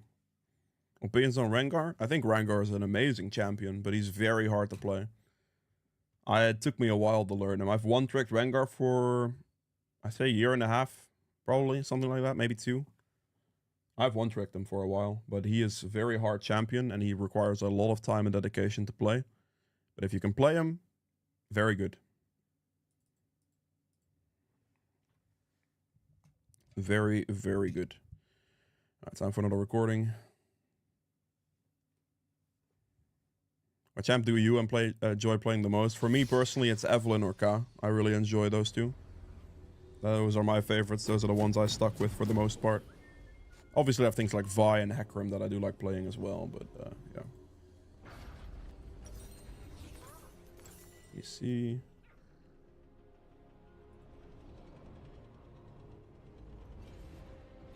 Okay. Alright, YouTube, welcome to a beginner's guide to Ekko Jungle. In this one, I'm going to be taking you step by step, teaching you everything you need to know about this champion to be successful. We're playing this one against a Graves here, which is a relatively scary matchup. Graves is very strong early game. I am an AP champion though, so when it comes to like scaling potential, Graves gets armor from his true grid stacks and not magic resist. So being an AP champion into Graves is usually more favorable. And when it comes to your clear start, you should always try to start on top side. This is just solid. You can never really go wrong with this, so it makes it for the easiest choice. So we're going to be starting on red buff here as well. You can start Raptors too if you'd like. But I have pretty good gank set up on bot lane with Nautilus. Like, Nautilus is a very good engaged support, so I actually do want to attempt to go for bot lane ganks potentially. And if I want to attempt to go for bot lane ganks, I can't be starting on Raptors, because if I start Raptors, I'd have to catch the Raptors respawn at 4 minutes, and that just really isn't going to work. Use your W there a little early, like 128, and then you want to get hit by the red buff once, so your pet starts healing you a little bit, and then you can shield. The shield goes off right afterwards, basically. We're gonna smite this. We smite there because we want to put the camp lower for our W. If you're starting on red or blue, taking your W first for the passive is gonna give you more clear speed, and then just smite early. QE. Right here, we want to proc the passive one time on the small one, and then leave it at that, because then it will die. And then you can focus the big one down. We can actually hold our Q in this instance, because in this moment, I want this to split. And then I want to be able to Q all the small ones out in one go. I missed one, apparently. Graves is going for an invade. That is fine. This is fine. That's why we placed the ward, right? Level 5 CS invade. He just went red into my blue. So we're going to just clear my topset camps here. And we are just going to go ahead and go for his topset camps right afterwards. I don't know what he's doing right now, but it's fine for me. We obviously saw him on the ward. Is he going to just run back or something? I'm just going to go do his blue buff. He didn't do my blue, so I'm wondering what he's up to right now. He's gonna go like run all the way back to his blue and show up. Right now it's actually kind of bad for him. Top lane is like killable here as well, so we're probably gonna look for that. Okay, Shen might be backing off. I don't see a Shen anymore. Gonna go for this guy's Gromp. He's bot lane. Okay, we're gonna chill and take a stop set camps then, no problem. He didn't take my blue yet. I'm a little bit confused as to what this guy is doing right now. Shen is very low HP. I could just kill him, perhaps. Gonna go for the scuttle next. I think Shen is a pretty hard champion to dive for us, so probably not gonna be worth doing that. But this is why you place the ward. It's a very, very clear sign of that ward being helpful, right? Gonna hit level 4, and then we're gonna run up here. I'm gonna be able to catch this guy here real quick.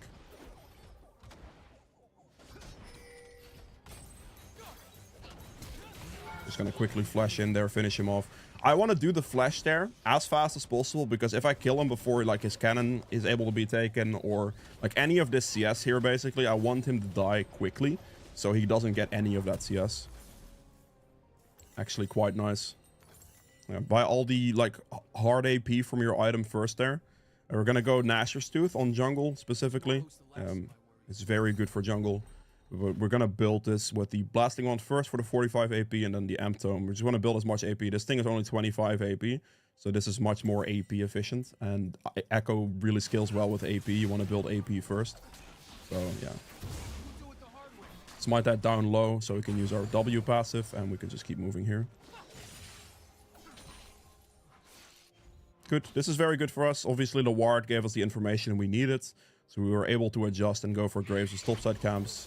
So we are now not in incredibly bad position, losing all our camps to Graves, which is huge. And we were able to get a nice play onto top lane dive because the Gnar pushed him low. We're gonna go towards our bot side camps now. We should be able to get like a nice rhythm of our path going once again, and everything should be more than chill. Even though he did try to invade us, it accomplished not that much, you know. He has cleared my wolves before, because my wolf camp in the top left corner is level 5, so I'm able to actually pick up a tier 2 wolf camp here, which is pretty good.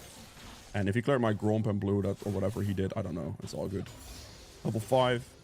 There's the Graves. I'm just gonna go for the Gromp. He did do my Gromp and my wolves, it seems. So that's actually not bad for me. Gonna W over there. Put this down. I'm not gonna walk up too far. My team already has a strong position, and I'm like half HP, so I don't want to risk things too much. Get the Graves for the proc. Beautiful. And then we're just gonna chase this as well.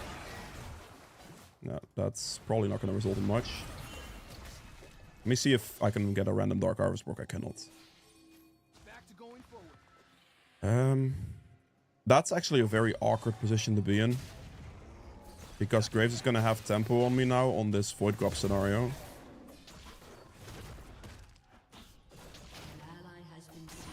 But I don't think I'm going to go contest that because my top laner just died too. If my Gnar had like a strong position, which he just didn't, I might have tried to contest those Void Grubs, but I can't really because the Gnar dies. And then the Shen just has more pressure. The mid laner also has the recall, so I don't really have anything. Oh, we just went bot side. Okay, we're just going to reset instantly. The reason I'm resetting here is because I don't think I can really play for much. My bot lane is already out of that fight scenario. There's not much I can do there. So what I'm going to do is I'm just going to instantly recall, and I'm just going to go straight to the Void Grubs now because Graves went bot lane. So I should have like a decent like potential to actually take the Grubs now. If my bot lane was healthier, I could have maybe looked for a play there and tried to help them in a fight, but they were all 1 HP. They're all just going to disengage. And Graves is most likely going to end up doing Dragon now, so we're just going to instantly do the Grubs. On Ekko, it's very important that you proc your passive on the Grubs on cooldown. This is going to give you a lot of clear speed. We're going to drag them back a bit. And then here, we're just going to hit the passive on everything. He does Dragon indeed. Make sure they proc the passive. Does good damage to the camp. There's level 6. Beautiful. And we're going to use the smite on the very last one. And we just trade Dragon for Void Grubs. Okay, Graves is over there going for his Raptor camp, I think. So I'm going to go for his topside camps here. I should be able to take this in time. Because he was like bot side for an extended period of time, so I should easily be able to go for this. Unless he instantly runs here. Which he could. I do have to respect the fact that Shen R is a thing as well. And we're going to just take these camps. They're going to leave his blue up for now. Because his blue is like... This one I can drag all the way up here. So it's harder for him to like deal with. Gonna stand right here. But the blue obviously is something he might prioritize going for. So I can just leave the blue up for a bit. Not really care about the blue too much. And just get 2 of his camps. And leave the blue up. To be safer with it. Because the blue is a much more risky camp to go for in that moment. And the Gromp really isn't. Because I have more ways out. So we're just going to hit the scuttle down, hit the level up from the scuttle, and we might be able to look for an engage here. Still, if he's around. I'm going to W in case he's here. He is here. Going to walk with him, hopefully. Get the Dark Harvest proc, perhaps. Quickly finish him off. Waited for my cooldown there. The Shen ultimate wasn't a big enough shield for that to matter. Oh. Can I ult in time? I can. We're good. Dash the wall. Dash back into the stun. Couldn't really do that on the range that I had. Gnar finishes him perfect. I was trying to click back on the Shen to get my stun on that, but I couldn't click it, and I was just barely out of range. I could have potentially flashed back into the stun, actually. Could have been a play. But this is fine.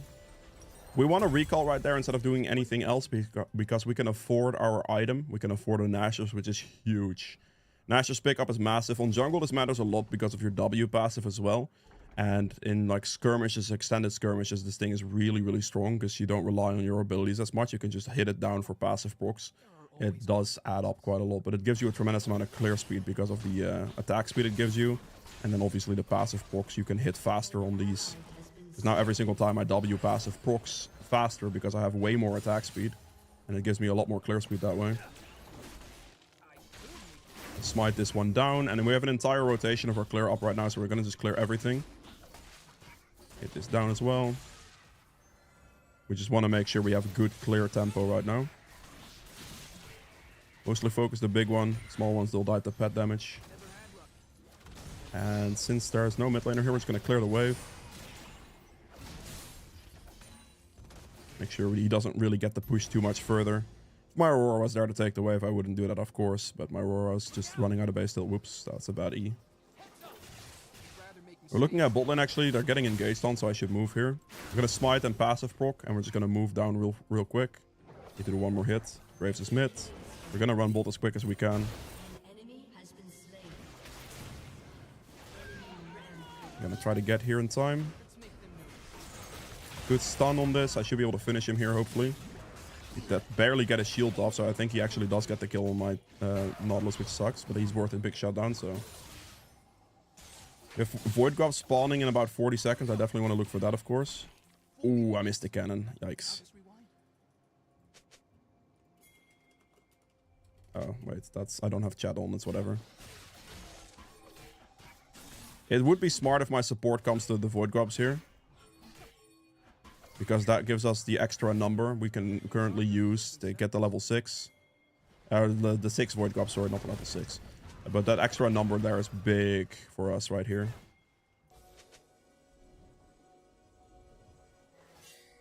This is all good. Nautilus is going to show up here as well. I think Graves is going to be here shortly. No one keeps me down. I think I just go for Shen at this point. Oh, we go for this guy. Very good hits. Very good kill. That's why we want to have the Nautilus right there. That's why I pinged the Nautilus, because as soon as we play for this objective, I want the Nautilus to be there. And I just always ping my support in these moments if I can.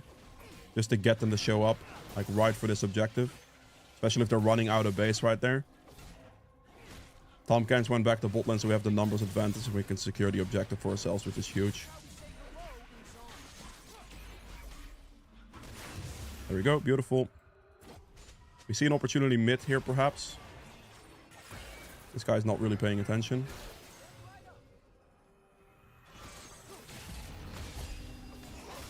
Bro, are we kidding?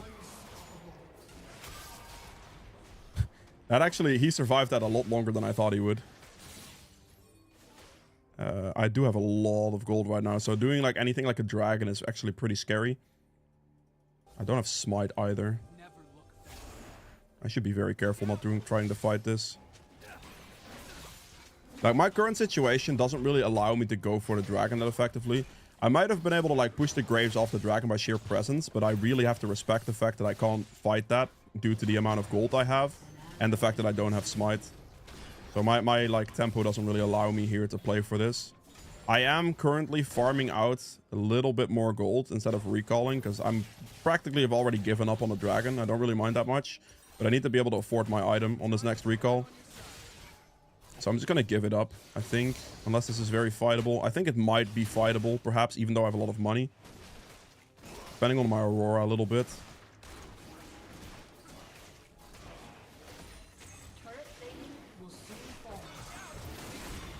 Hit this and just ult back out. And right there, what I do with Ekko is I just prep my ult up. We prep the W as we go in, so we have an extra shield. And then with your like engage, you can QE auto attack, and this will give you 3 passive procs. And at the moment you hit that passive, you want to smite. Like the second that the passive connects, you want to smite. And if you do that, you're going to smite for an insane amount of damage, because your passive does a serious amount of damage on top of your smite. This is like one of the biggest things Ekko can use, and it's really hard to outsmite an Ekko if you do that correctly. So you really want to try to make sure you get that passive proc to go with your smite. This is also counts when you're trying to secure a smite, when you are doing the objective. Try to hold on to your hits and let your team hit the objective down, so you can passive proc and then smite to finish off the objective. This makes your smite much more guaranteed. And a lot better to use that way. Like for like guaranteeing objectives and stuff.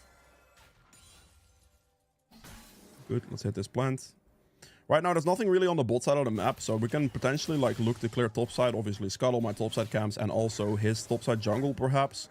We do not have ult currently, and we do have to deal with a potential Shen. So we're gonna maybe have to be a bit respectful about that. And I also kind of want to look for like a first turret angle on top. Because I actually have to get that feats of strength victory. So we're gonna go for this top lane turret here. I think Gnar already has it actually. That's fine. It's a good engage from Nautilus, that's perfect. So what Nautilus is doing right now is really good. Like in this current game state, he wants to be with me. He wants to like try to look for engages with me. And that's like what he's doing right now there, which is very, very solid. He walked up, he made an engage on the Graves. We're very happy with that.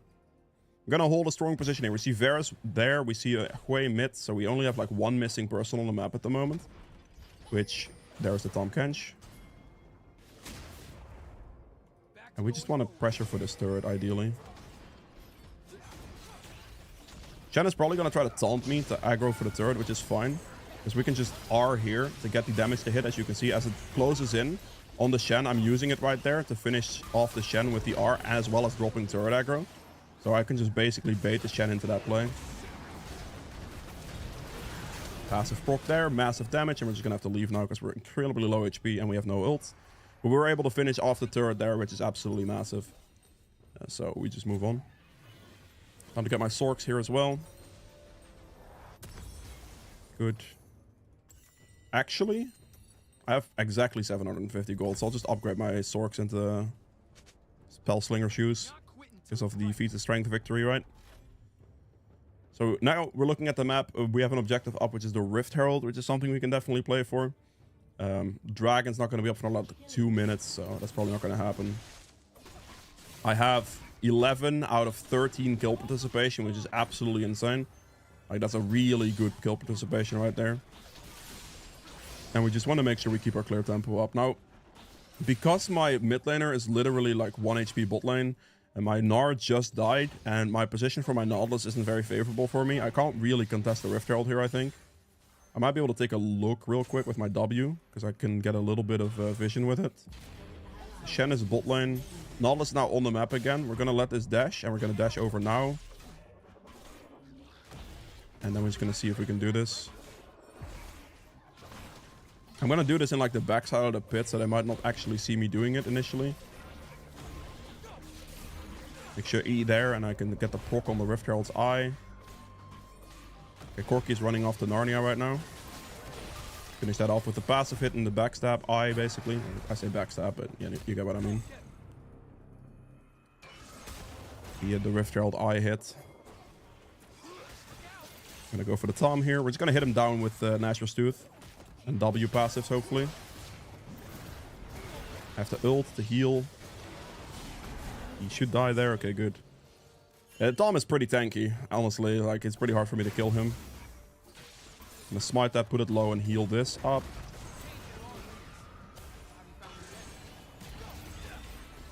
Hit this guy down with auto attacks as well. Very nice. Like, Nashor's coming in big time for damage right there. Like, getting all those extra hits in is huge. We're gonna have to reset here.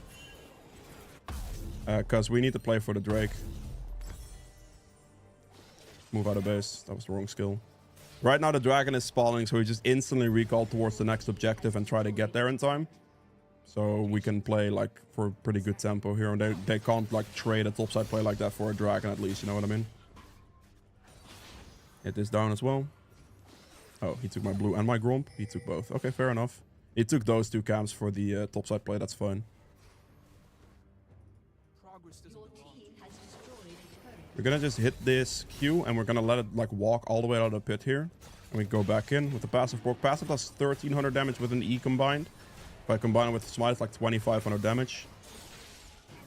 Passive by itself is like 1000 damage, so that's good. We're getting to 5000 HP. We're gonna hit it. 1, 2, E Smite. Okay, I missed it by 18 HP, but that's the idea behind the Smite. I smited it from a massive distance, and I was able to secure that pretty easily. Good. Get the stun off, and we just leave. Get the passive to proc on this guy, though. And we're gonna go back over. I have no skills, but because I have Nashor's Tooth, I can probably get this. Okay, they're literally both 1 HP. I got feared away by the Hwei there at the last moments. I couldn't really get anything. But because I have Nashor's, I can proceed that fight even if I have nothing up, which is massive. And we're just gonna herald the bot turret now as we killed them. Because now the Herald's big value since they're dead. I can use this very effectively to get a lot. E on the turret. I'm just going to hit the turret down while we queue the wave. We're going to right click this again. And then dash it into the next turret. Hopefully in time before they respawn. And then I should be able to leave right after. I'm not going to try to stick around for anything here. We're just going to leave right away. Because we want to recall in time for like not losing tempo on Otacon. I'll get 1 camp here real quick. Line them up and recall. My team has pressure on mid lane right now, so they're probably going to respond over there. But I am going to take my reset for now, and we're going to go buy large roll towards the next item. Regenerate our entire HP bar back, and my team will now reset as well. We've spent our money, we can go back to the other call on the map right now. 17 out of 20 kill participation is really, really, really good. So we are looking very solid right now.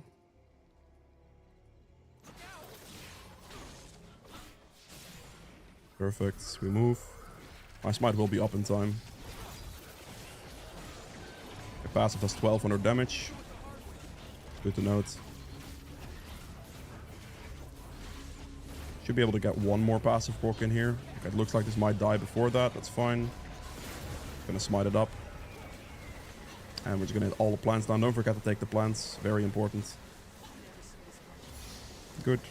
We obviously have nothing to recall for, so we're just gonna take the time while my team resets here, so we can go for our entire jungle clear. Or whatever is up at least. Wait for our team to be back on the map. We have 850 gold for our item as well. Something to keep in mind, so I'm definitely looking at that right now to get enough money for this item before we take the next fight. I might have to help. No, we're good. Farming out your item before a fight is important. Like, before I ideally want to try to engage anything, I want to finish this item. So if I can do that right now, I will. In the second I get the item I'm recalling, going to buy the item, and then we'll move back on the map with my team. You really don't want to like have an item you can purchase in base, like an entirely completed item, and then go for a fight. Like, having the extra item is huge value. So always try to look for that. Don't try to go for a fight if you can purchase an item, unless the fight's like kind of free or you really are forced to do so. But ideally you don't want to do that, because item completions are everything.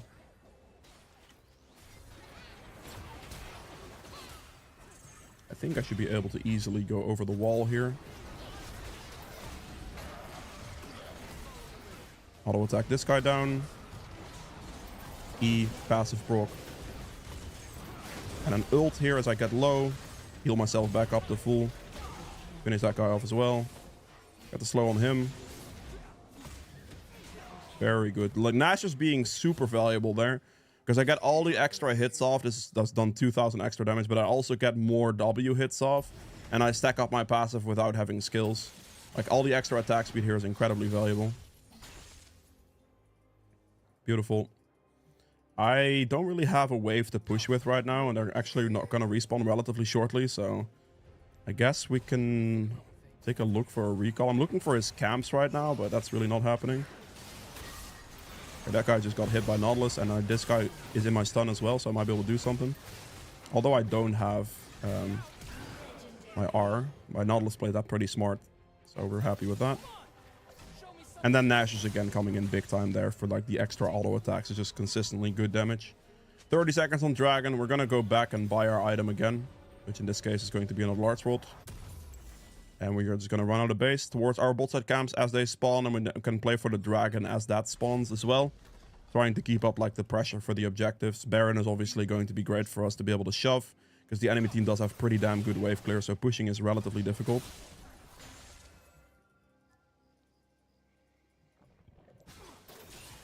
Obviously, in games like this, where I'm doing really well, like obviously you can go Magi's. I personally would have built a Magi's, but I know a lot of people are uncomfortable with Magi's. And just building just like this is completely fine. But Magi's would help you snowball much faster in case you want to play with that. As an AP jungler, it's never a bad decision, really. As an Evelyn player myself, I obviously am really used to playing with the Magi's, so yeah. Smite that out. Good. Sweep over here. My Aurora is in an interesting position right now. We're going to go for this guy. We flash in an auto attack move so we can get the hit on Graves without really having to click him.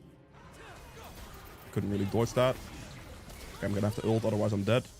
They had quite a bit of CC on me there, so I'm just going to respectfully ult. It's okay. It's like a 30-second cooldown. It's not bad. Never look back.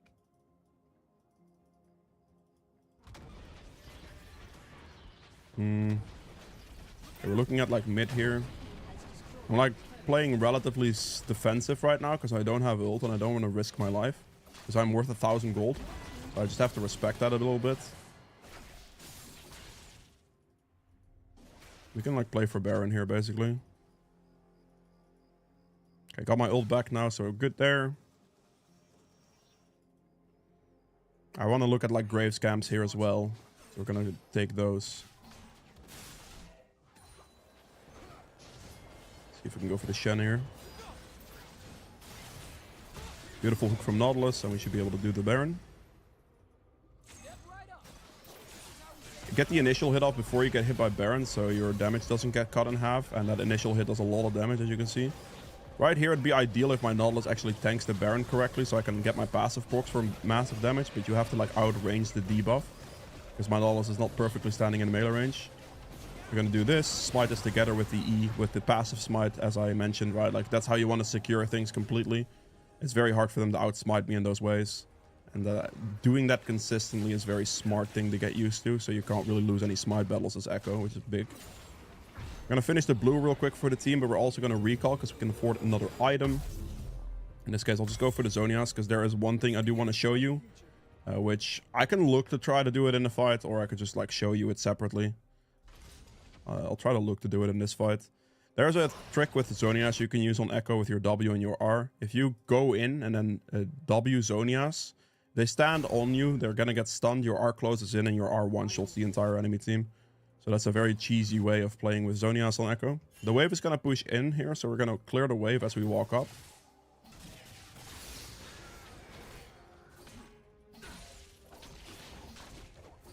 Get this down. And I think I just want to go in. I don't see anything. I'm completely blind here. W Zhonya's.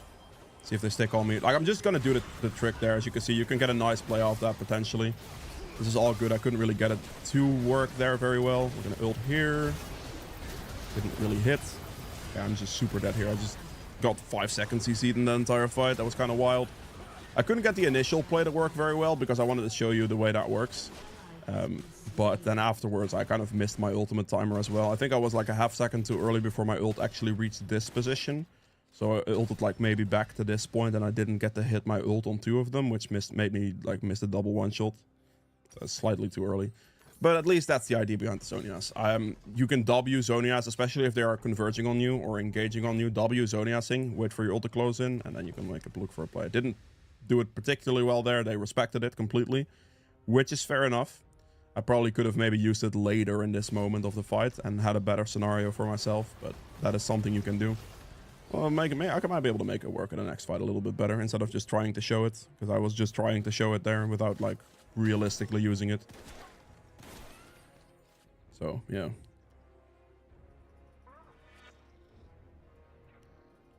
And out of base, we're just simply going to take our topside camps for a bit. Like, obviously want to take the red buff. Big thing here is the Drake Soul as well. That is definitely something to look for. Just gonna hit this down. I definitely want to get this Dragon Soul. I'm gonna like kind of stall for that a little bit. Obviously, if I don't want to lose a fight and lose the Drake Soul. Drake Soul is huge. You just want to go for this, honestly. We should have a very strong fight position. We really should. Very good Nautilus. That's what I was waiting for. Beautiful. He's got stunned into that and he just instantly dies. Use the Nashers here. I couldn't reach him there fully. That's fine. He had the flash. I'm just going to turn around for Dragon at this point. Because I don't want to like not take the Drake Soul here, right? Like, I'm just going to go for it. I made a pretty decent engage there. I forced a bunch of flashes, but I'll just go back and just be a good jungler and take the important objective, which is Drake Soul. It's very strong to have Drake Soul in the game. There we go, and now we'll move forward again. My Aurora was unable to get the top turret, unfortunately. Nautilus. Or we did end up getting top turret, okay.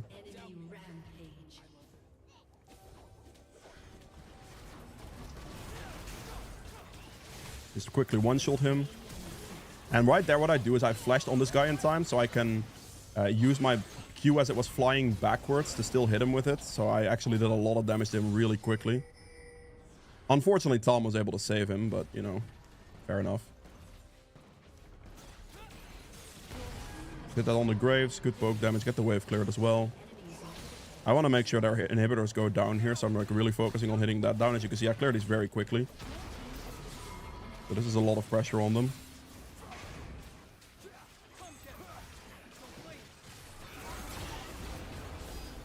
Stun the Shen. He's in his dodge.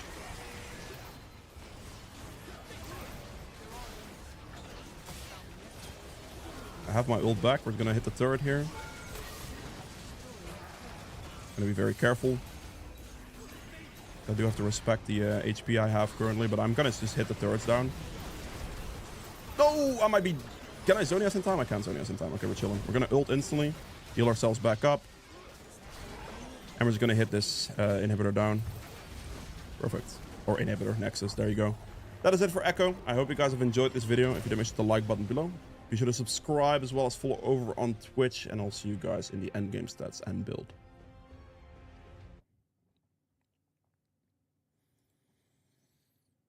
Okay. I would say a solid game. Not bad. Let me look at some chats. Sorry to ask, but I will see the guy asking for overnight jungle. I'm assuming that's Ivern. I do not want to play Ivern. Nope. You are correct. I don't want to do it. Otherwise, I would have done it by now. So glad to see you stream. Welcome, Fish.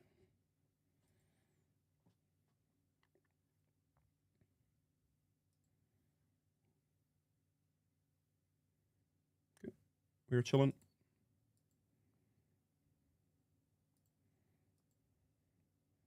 Ten and 0. Playing against like silver 1 gold players at this point. Do you want to play Fiddle? I don't particularly want to play Fiddle, no. He is definitely not one of the champions I enjoy playing very much. I can play him, but you know, not a champion I'd like to lock in personally most of the time. I'm not against. It's not as bad though, obviously, but I'm not like looking to do it.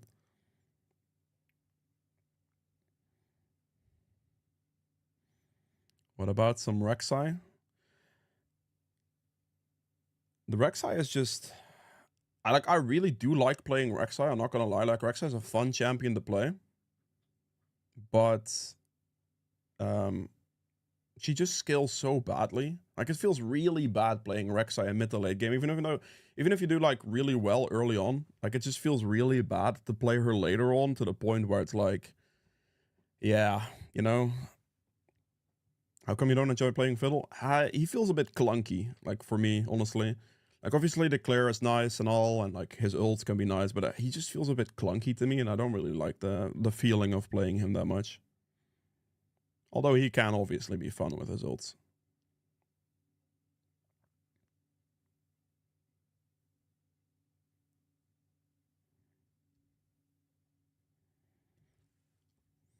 I would have liked to be Rek'Sai to be like the previous Rek'Sai was able to build a lot of damage before they kind of reworked Rek'Sai, which made her a lot better. So it's just became like a weird scenario where it's like, I don't know, like it's like if you like previously you were able to build full AD and that was like kind of nice, but that's no longer the possibility or like no longer the case right now. So it's just really annoying.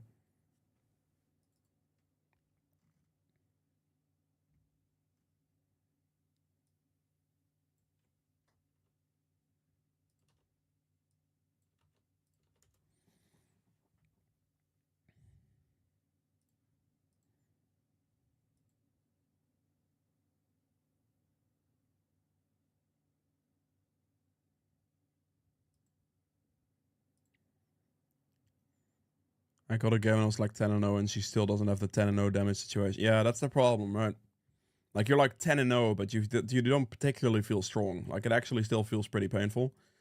So, so that's like kind of the problem you have with Rek'Sai, right? That's kind of the problem with it.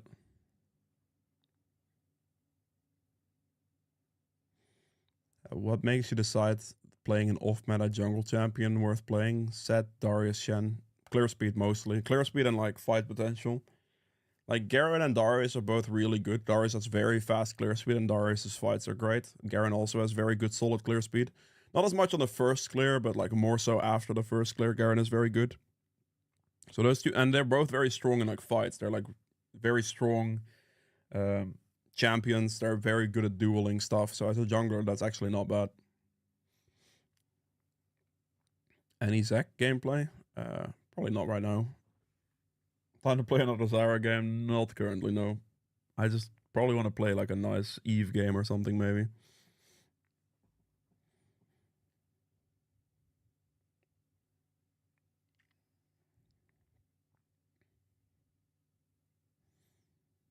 I don't fight. I'm scared to go in a fight again after the damage I did. Yeah, it's just like That's the part I don't like about Rek'sai. Like, I feel like her damage is underwhelming. Her carry potential is a bit underwhelming.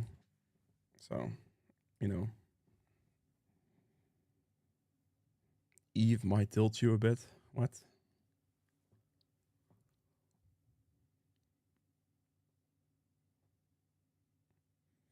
How do you decide which champions to play and create YouTube videos for? I just kind of play whatever champs I want. But I also like kind of space out the champions I play. So if a champion's been a while, I'm more likely to do that champion first. That makes sense. So I try to like kind of space it a bit. But then also if I'm like not feeling like playing Rammus in that day or something like that, because that happens to me quite a bit, I'm not gonna play it because I don't want to.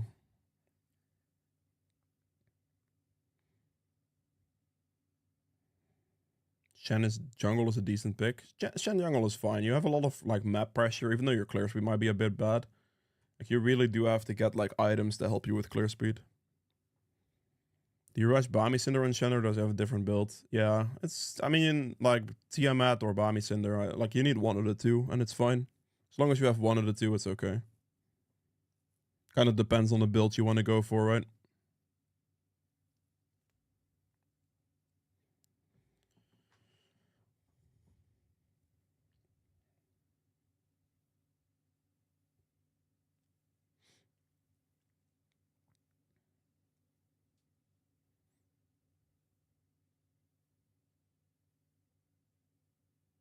Yes, the Master Yi ban. Yeah, I just ban Master Yi. He's currently the strongest jungler on the patch. He actually is. He has the highest win rate above Emerald, at least, I think. Vi Korkma. Wow, what a combination. Yeah, sure.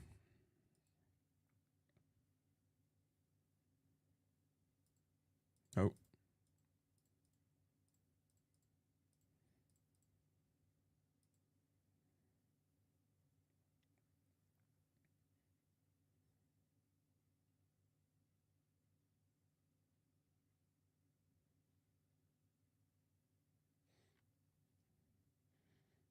No longer gonna record. We're just gonna chill.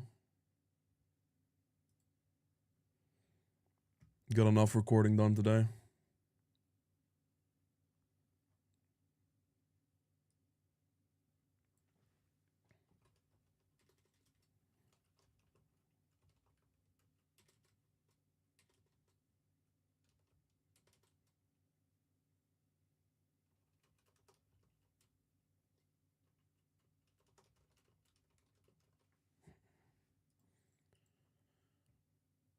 How do you practice and get better at mechanics? I mean, you have practice tool for that. That's like a big thing. You can just repeat mechanics, or like how to do skill combos over and over and over, depending on the champion you're playing. And all the rest is just just playing the game. Like if you, for example, go for Briar, right? Like you can look up like Briar like combos, mechanics, things you want to know, and then practice and practice tool on target dummies and stuff, and then play games.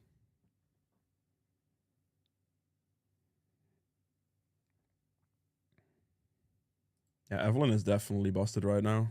Their enemy team comp is actually pretty AIDS for me. I'm not gonna lie, that looks very AIDS. Holy moly, that looks bad. We have Kale ult for survivability. We have Braum with his annoying shield Viger cage and Vi ult. That's gonna be wonderful, this. It's just going to be great. Alright then.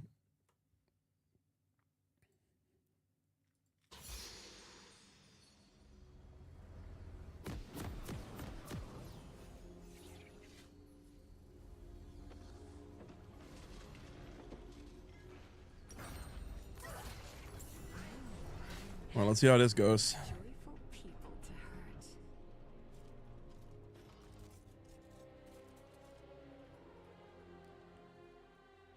Welcome to Summoner's Rift.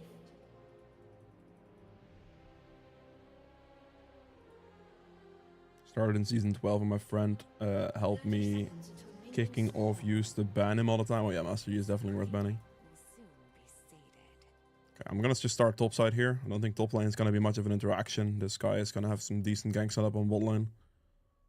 Should be fine. Love 'em and leave 'em. I don't think Vi is gonna try to cheese me. That would be a weird decision. Vi definitely needs to hit level 3 before she tries anything, and I think at that point it should probably be too late. They don't have a very strong... I have a much stronger team on my lanes. Like, Jace should win early, LeBlanc should win early, my bot lane should do quite well early. I don't think the Vi should invade here. The old Evelyn keyboard destroyer, right.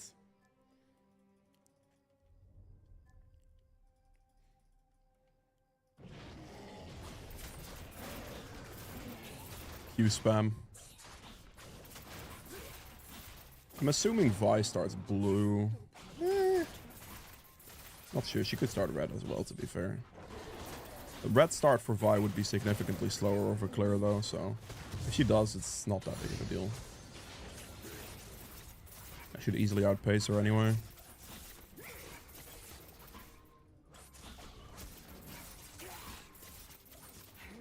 Make sure to always remember to auto attack on... Oh, are you serious, Vi?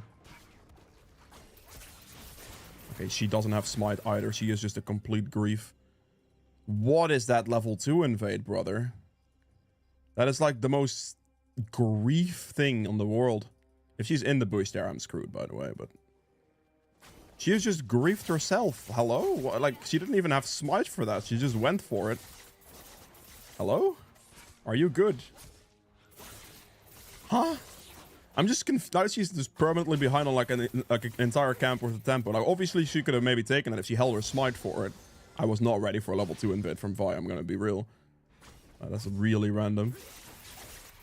But like, come on, man. Like, what are you doing?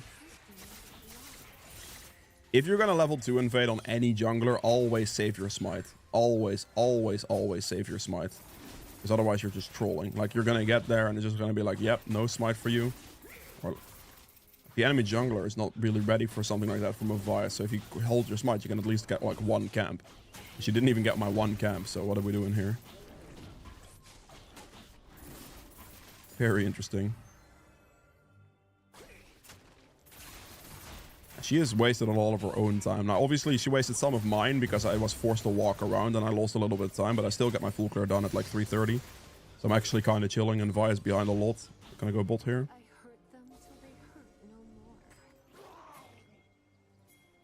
Just pick whoever you like.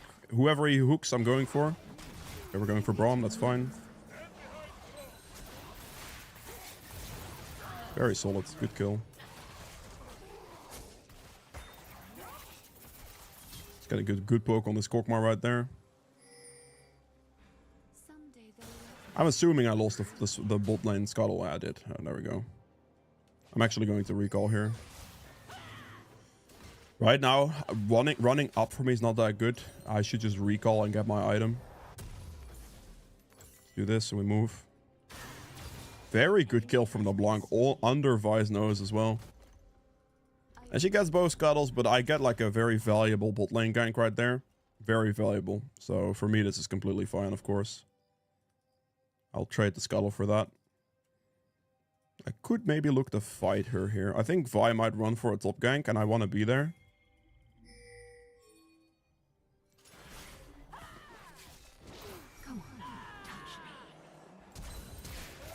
I'm gonna completely burst out the Vi as hard as we can. Oh, come on. Are you kidding? Are you serious?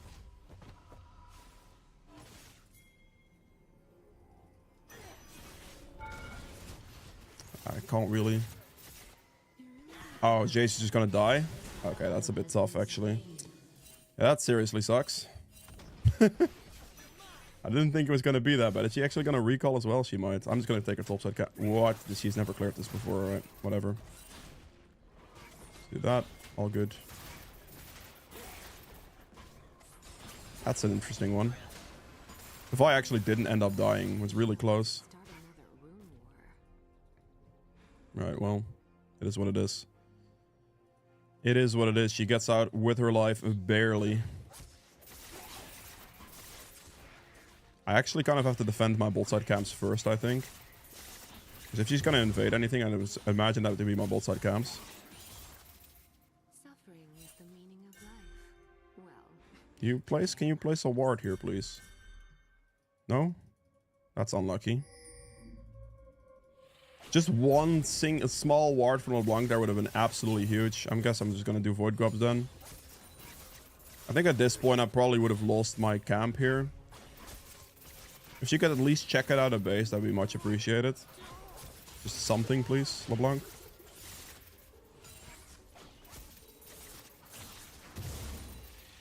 Okay, I mean, this is not ideal.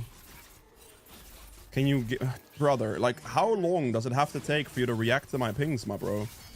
Okay, I guess she just gets my bot side camps then.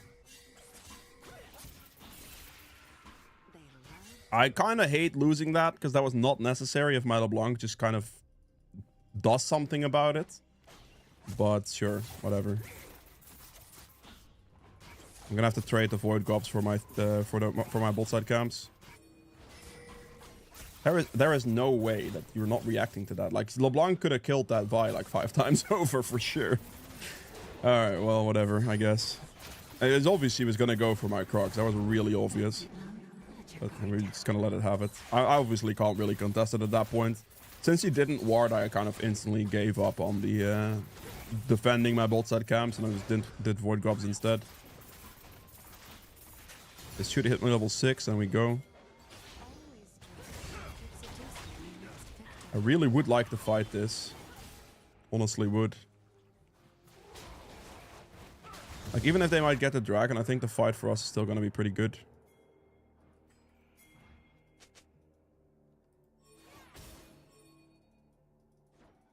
Don't walk over that, you monster.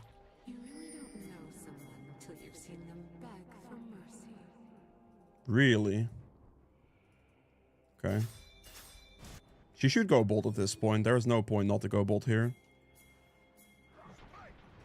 Gonna go for the Kokma with the charm. Okay, this is actually pretty tough. Vi is just there. Can I move? I couldn't move. Okay, hopefully she cleans up. If I could have ulted there, she would have killed everybody there, but I couldn't move at the end. My LeBlanc went back to mid lane, which I don't think was the best call either. If she simply doesn't go mid there and actually walks with the bot lane fight, I think we just like massively win that entire thing. Until they break. Well, I mean, losing those bot side camps definitely put Vi in a much better place in this game than she was, so that kinda sucks. I think here I just run for Raptors. I might even be able to run straight at this guy on mid lane. She goes for like a chain or something. A little bit of heaven before the hell. What? Okay, I wasn't ready. I guess I could have bursted him faster, but I didn't expect it to go that way. He actually just kind of deleted my LeBlanc. I think she got hit by a bunch of things she should not have gotten hit by. Gonna drag her Raptor camp out as soon as possible, and we're just gonna clear my entire jungle here, hopefully. Ooh. I should go for the bot side camps first, shouldn't I? I think I'd be kind of trolling if I run up. She could take these. Otherwise, she is actually here. How about a kiss?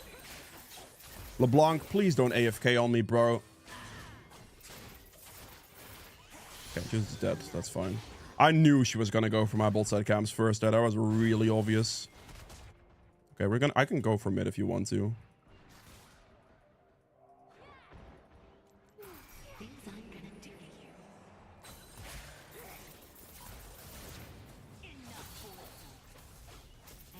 Okay, that's fine. That works for me. Obviously, like, LeBlanc chains are very good ways to gank, so that's a very fair gank.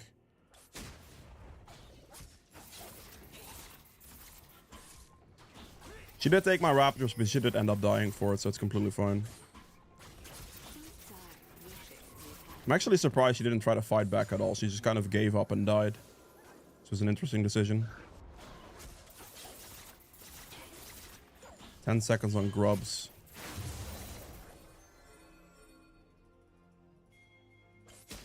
If Nautilus can come for the grubs here as well, that would be really good. I guess we're gonna go for the Vigar first. We can. Nautilus is here as well, so we can just full send it. Are you lonely? I can help. Okay, that's a bit tough. Oh no.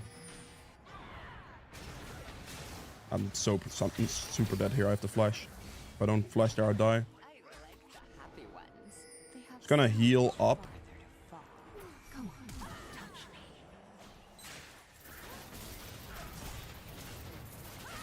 I don't know what I can do here. Hopefully Nautilus finishes Vi. That'd be insane. Bro, Jace, can we like not be AFK top lane, please? Is this real? Is this actually real right now? I'm assuming Vi goes back to her own camps. Their bodies say, flame me alive. I don't actually know if I do this. Okay, that's the ult. Perfect. I needed the cooldown on that. I don't know if I can get out. We'll see. My Jace is like completely AFK. It's actually crazy. He had so much priority to move there and he just doesn't do it. That's insane. My love cuts to the quick. This is a very good situation to avoid go up. If the Jace shows up, it's completely free. He does, so that's very good. Yeah, we have very good advantage there. I knew Levi was going to try something in that area. Why is that trying to reset? So this should be good. Gonna hit that one. Let your guard down. Should have got the proc on that. Just a little bit. Every single bit of clear speed here is something I want to get. And now I have to go defend my bot side camps. I have a lot of gold, but I don't want to give her 3 of my bot side camps here. So I'm just gonna have to move. Like if anything, she probably looks for like bot side angles here, right? Okay, this is not down. The height of their happiness is I can definitely dragon here, I think. Vi is going bot. No, you're gonna let me die right now. I can't reach this because the slow from the dragon is completely insane. From this dragon, like I can't move towards that position. And then the dragon I'd move, but the dragon slow on this dragon is completely ridiculous, so I can't move. I just have to like put the charm and just do the dragon instead. Get the feats victory, that's great. happiness is the depth of their pain. My CS numbers are a little bit low, but apart from that, we're chilling.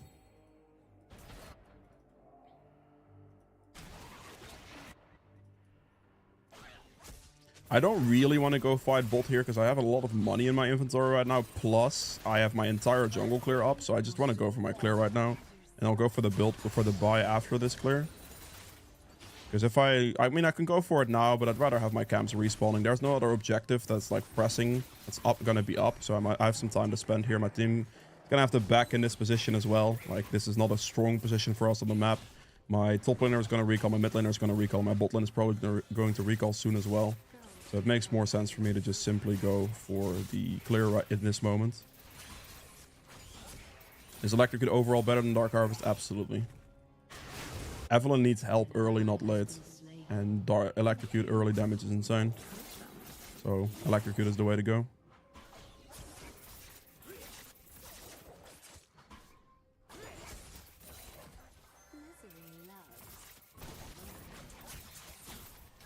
Place the ward over there.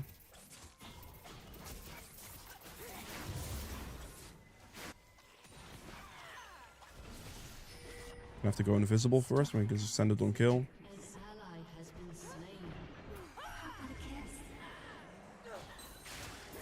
Ah, bro, I can't move, man. What are we even talking? I have to ult out of that, really?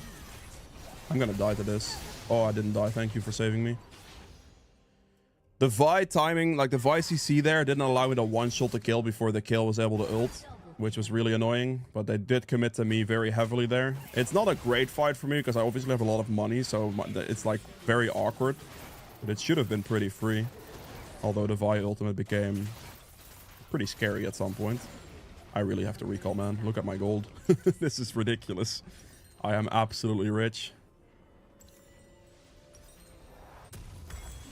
Do this. Look at that recall. Blue trinket as well. Okay, Rift Herald's like up and all, but like I think I can get a double kill on bot lane here. I'm gonna run for it.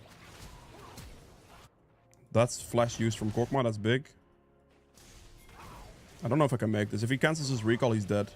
He doesn't cancel it. Kokma's dead. It's fine.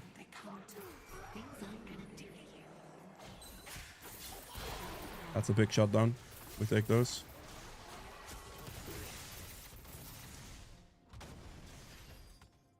Rift Herald's gonna be a thing. I'm almost level 11. I just got hit by the plant there. Okay, we're good. This plant scared me a little because there could be like a Vi showing up here or something killing me. I need to hit level 11. I don't have ult right now either. So I'm gonna have to get that too. Back before I really want to go for like an aggressive play.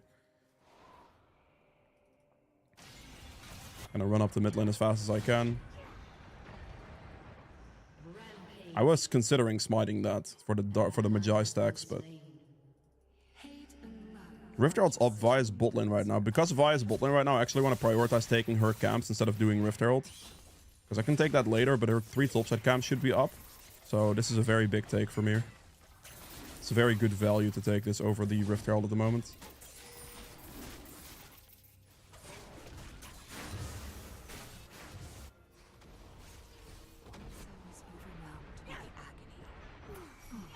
Let's see if she walks backwards randomly. She does not. She plays very respectful in that position. If she walks backward there, I can probably one-shot her, but you know.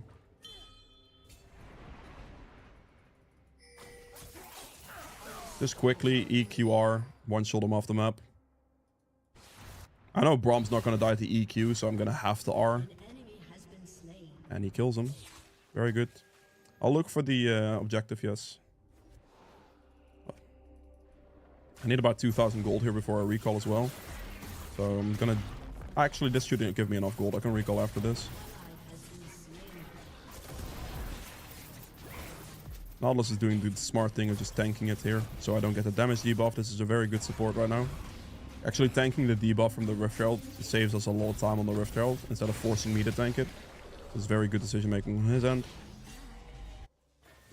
I'm gonna recall as fast as I can. Tier 2 boots and a large rod when we move.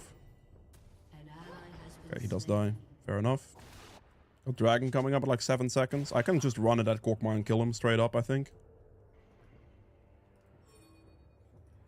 I'm gonna kill Kork real quick. He should be dead. As long as LeBlanc doesn't ruin this for me, he should just instantly die.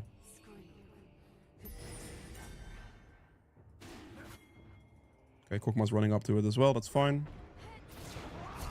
Gonna put the charm on this guy. Charm her out of the thing. I don't have my ult yet, which kind of sucks in this moment. I'm gonna have to play relatively defensive because of that. Can I ult in time, please? Oh my god, the CC lock was just long enough. Are you kidding? Bro. I just lost a lot of Magi stacks. That was really rough. I was spamming R, but it just didn't go off. I just got like CC'd a little bit too long and I couldn't ult out. I didn't actually think Vi was gonna be able to get that distance on me there, but she did. My Jace just dead here. I think he just is, no? Yeah, he just is. He walks into the wall. Are you on drugs? Okay. Brother. My Jace is quite bad, it seems. Unlucky. Oh, there's the FF vote from Jace as well, I think. And my team is FF voting yes. Are we serious? Can we stop with that? Yeah, that was a bit hard. Like, the Vi just engages on me, and I just got CC'd for just a bit too long because of the Braum, I think. It's an annoying situation. The enemy team has got quite a good team comp, and my ADC is 7 deaths, and my top laner is trolling as well. So we are looking a little bit bad at the moment.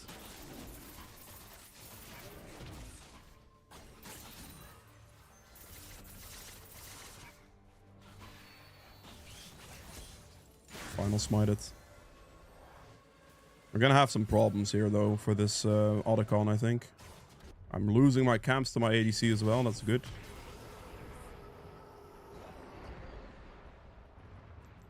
That's it.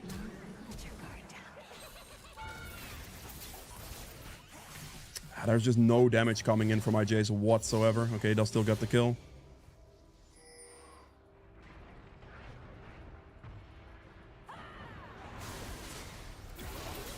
That should be a very good chunk of damage. Good kill. Put the charm on Kokma. Wait for the full charm to proc and finish him off in one hit, and we should be able to... He does die, but it's fine. Maybe I should have put the Herald down on mid lane, actually. I'm gonna full charm the Braum.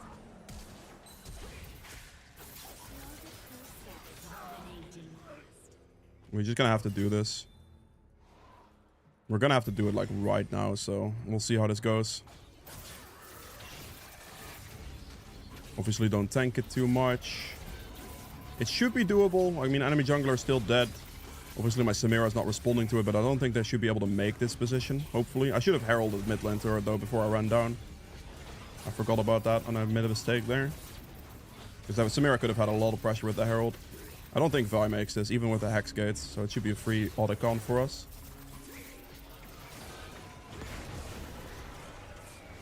Gonna hit all of these plants.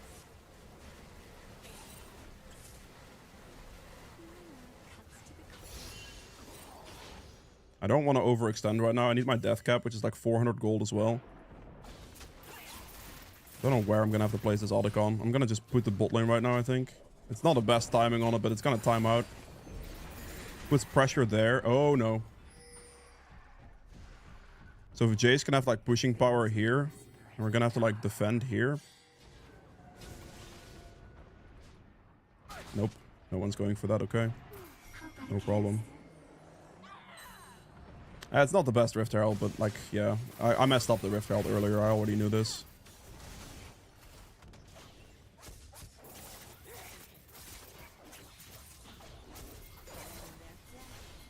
He might go just commit suicide for the turret here, I would imagine. Don't go for her, you drunk. What? She didn't ult? I'm just confused now. Why didn't that guy ult?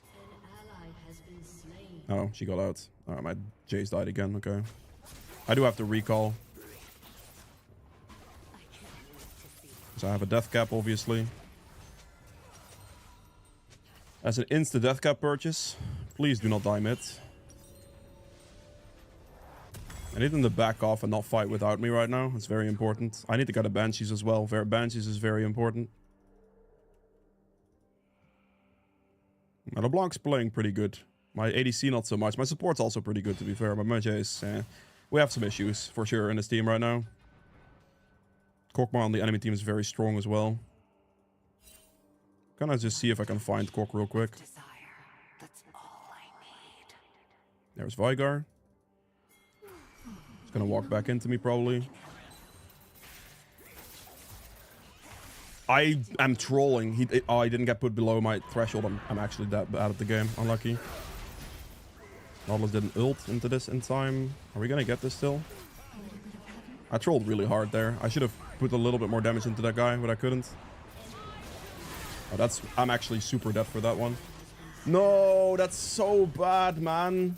Stupid kill ultimate. I swear to God. Oh, that's really horrendous. That's gonna cost us a lot in this game. That is really, really, really bad. That's bad.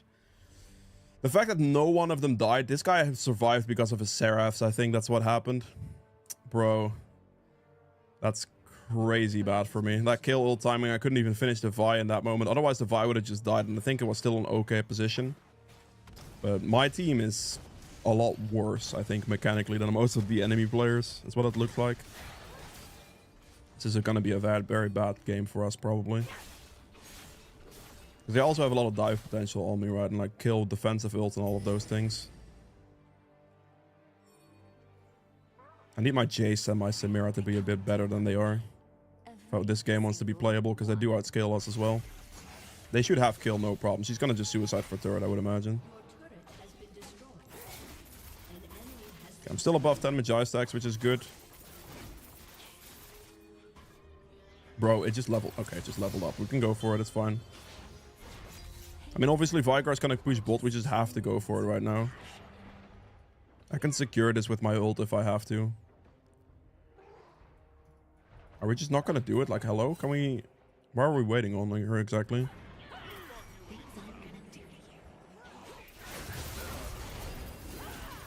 I can't move, man! What do you mean? Like, I just get engaged on. My team has literally no damage or what? I'm actually getting a little annoyed by this. The Vi is playing really well defensively and I just have no teammates. That's crazy. You hit him. Jace. You literally are... Oh my god, he's literally next to him and we're losing. I think I'm losing this game. Like, these fight situations are crazy. Like, I just keep getting completely engaged on and turned on, and I have no damage on my teammates. I'm losing my Jai stacks. I'm bleeding them right now. This is not good.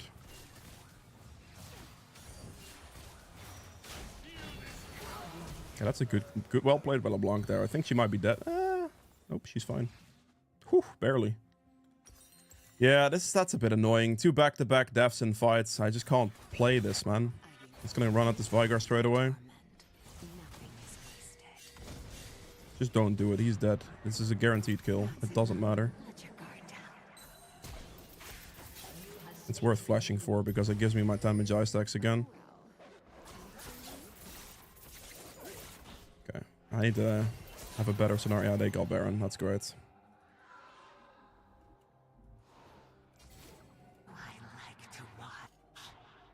Don't know if I make this, but I'll try. She has Baron recall, so I probably don't. But I'm gonna try anyway. What's one more?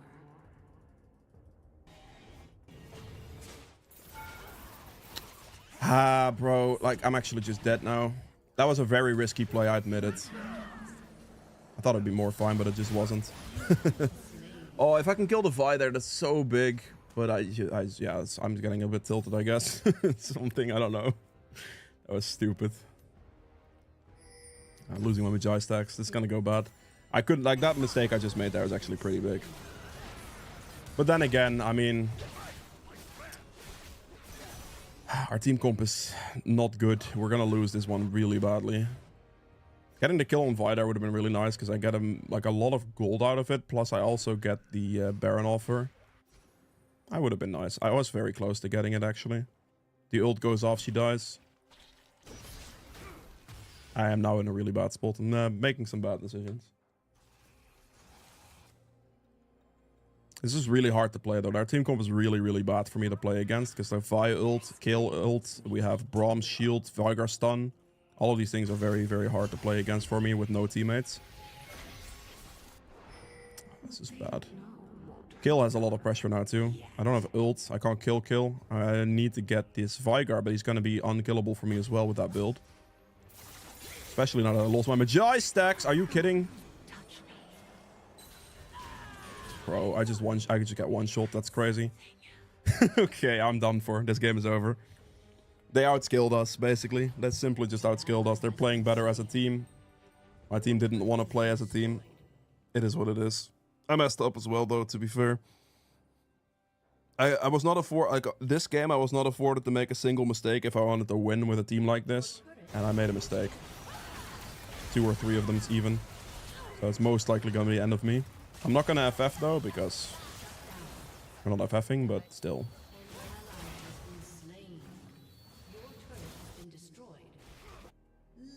I'm not winning this with this team comp. We don't. If this guy was playing like Ornn or something, at least he'd be super useful. But now he's just completely useless.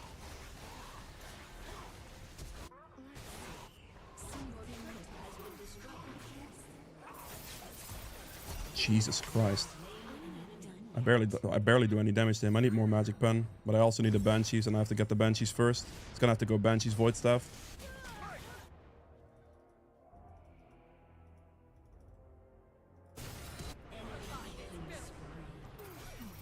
No, what? I was about to say, there's no way. I still took the Hex Gate though, which is bad actually.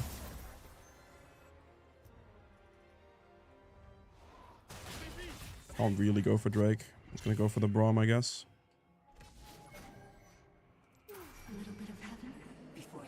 Wait, did he just stop following?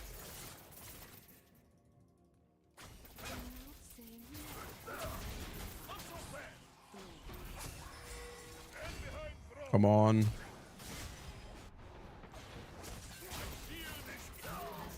Okay. I don't have ult for 35 seconds.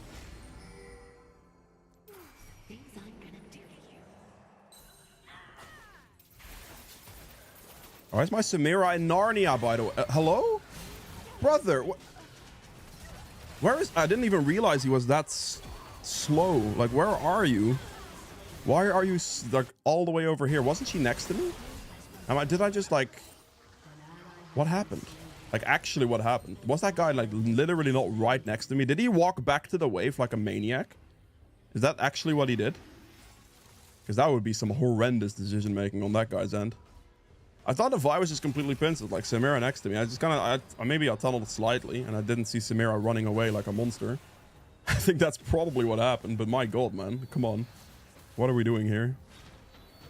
I don't think I should have died for that. I think that would have been a fine, just good pick on Vi into a dragon opportunity, but because Samira just left for some reason, we just lose. It's rough. This is an interesting one. Oh.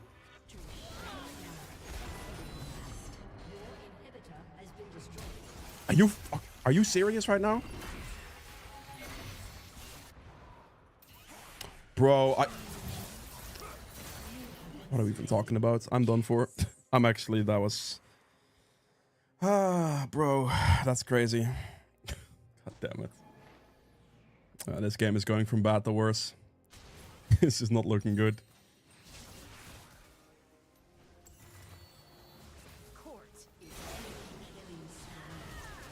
It's just completely over, honestly.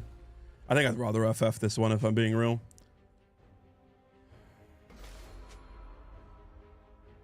Yeah, the Jace is... Like, the Jace and the Samira are just kind of trolling a bit, I suppose. It's just too much trolling from those two. I'm surprised Jace even had a bad situation in the kill. I feel like that matchup is hard winning. Unlucky. If the enemy team comp was a bit more playable, then I guess we would have been fine, but I also inted, so what can I say? There's not much I can say. I messed up as well. My bad. I was not afforded a singular death, and I made a mistake, died, and lost the game afterwards, basically. A summoner has disconnected. Defeat. Oh well. Hello, Braxton. How are you? We're chilling, man. It's okay. If your top and ADC have 13 deaths, obviously you have other issues.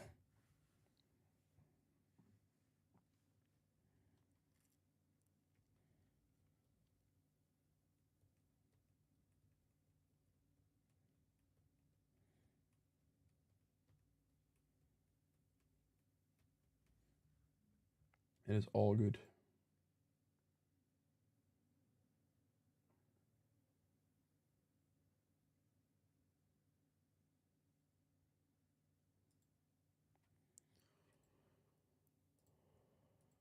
I think this accounts.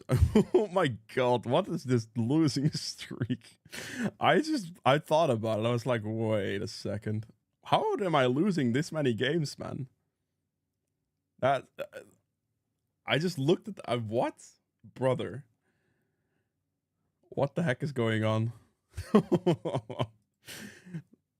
That's crazy. I don't think I've that bad of a losing streak ever, really. For the 5th time in 3 hours. Oof. I think if I look back at those losses, it's all going to be games like I just had where my team just completely sprints it. Most likely. It's fine. It's funny because, like, in this ELO bracket, I probably win like 80% of my games at least. And I'm just losing on this account.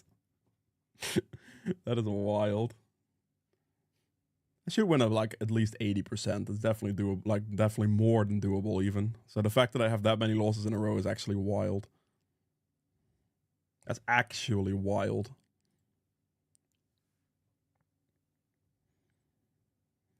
I have terrible luck playing assassin junglers. Yeah, that's fair. So the account is cursed? Yeah, honestly, I think it might be. This is crazy. That's insanely unlucky. Like, obviously, I had some like interesting jungle picks in there, so losing those games is a bit more like, okay, sure, but like, come on, man, what is happening?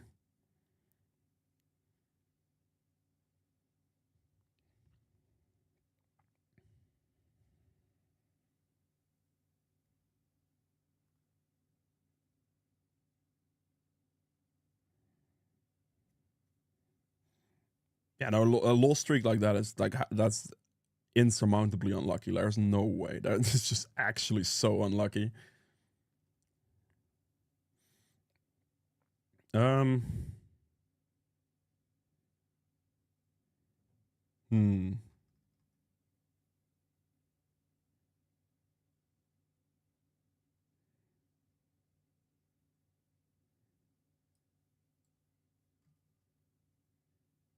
I'll play some Graves.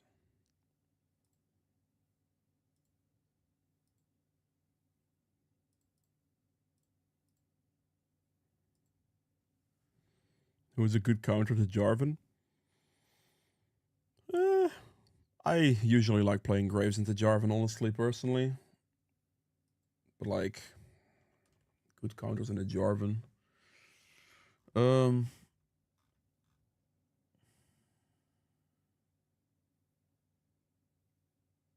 Probably Master Yi should be pretty good against Jarvan, I think.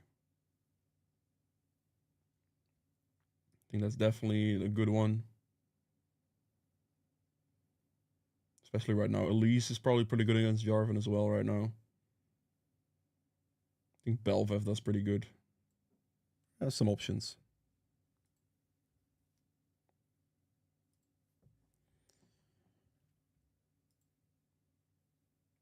I usually like picking Graves into Jarvan, personally.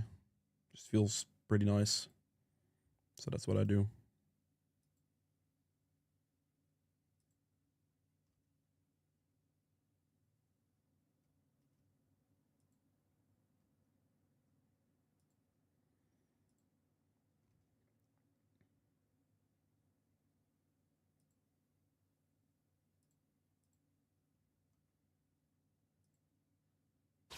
Okay. What the heck? What? Hello, what is going... Alright. Okay. Just do that then, sure. There we go.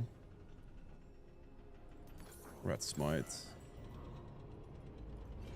Ooh, what is this Jarvan going to do?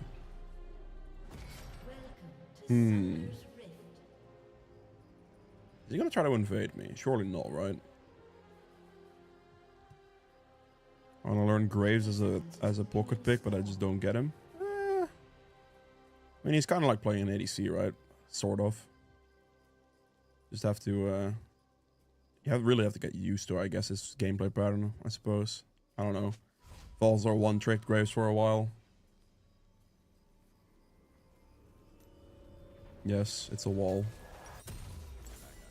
Works in the Jarvan ult. Minions have spawned. My team's just talking about Netflix shows, alright. I have boomer movement on the range champions. Oof. I actually really like playing some Graves. He's one of my favorites, honestly.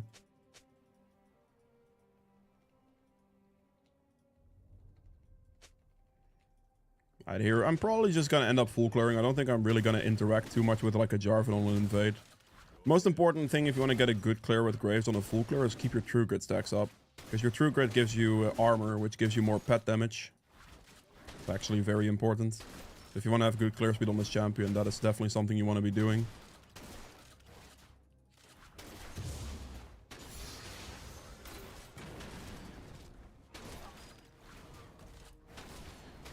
Make sure these stacks are ready to go.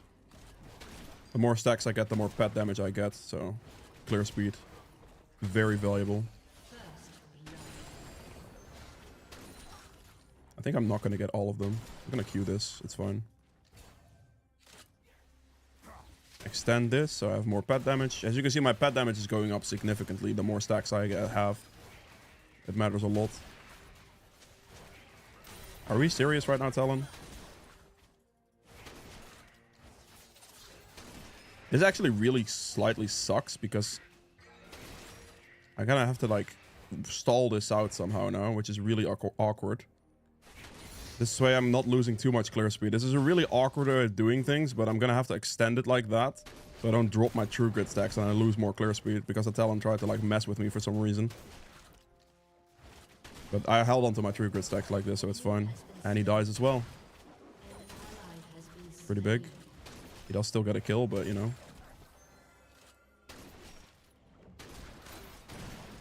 Yeah, right there, just making sure my raptor kind of resets a little awkwardly, and then obviously I lose a bit of clear speed towards the Jarvan right now, but or compared to Jarvan right now because of talent stuff, but I don't drop my true grid stacks and lose more clear speed. My pet now ticks for 36 per tick, which is very good. Adds up a lot of damage. I'm obviously slower now though in my clear, which is unfavorable, but you know. Hold on to my stacks here. If the Jarvan tries to fight me now, I have 72 armor, so he should just lose straight up. He most likely won't try to fight me though, to be fair, but you know. Can I move?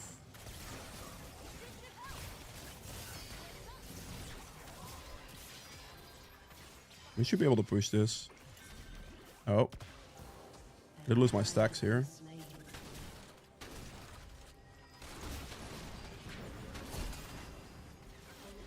Really? Really? Can you push the wave into the turret, please? What are we doing right now? He's dead. Okay, it's still taking a while for this wave. I'll take my time. Well played. Good job. That's all we needed. Just needed to play it slow. That slightly sucks. Okay, fine. Whatever. I'll be nice. I'm already kind of lost in like my tempo here. It's fine. Push it out. Give her the cannon, obviously. I am slightly worried about my topside camps, but that's overall not too bad still, I think, even if I lose one. We move and hope our camps are up. That was interestingly played on bot there. Did I lose my camps? I may have done. Jinx and Zerker Greaves. Okay. Oh, nope. We didn't lose any camps. That's great. My Tranimir has 2 kills, actually. I mean, I think Hillblade's Tranimir is very nasty at the moment, so there's definitely that. Smokescreen to clear the small ones. And did I lose my Raptors? I didn't even lose my Raptors, Jarvan. What is going on, buddy? Alright, we take those. I mean, we know he cleared towards topside earlier, right? So that was good. So I can easily dive bot lane because we knew that. Otherwise, he would have been on like bot scuttle. Give me a lantern. Give me a lantern. Give me this lantern.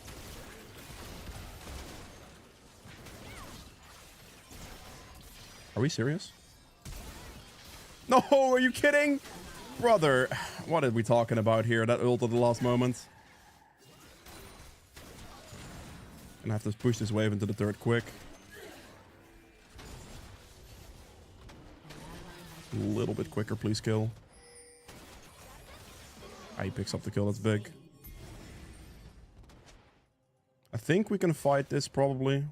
Even though my teammates are a little bit low, it should be very, very doable.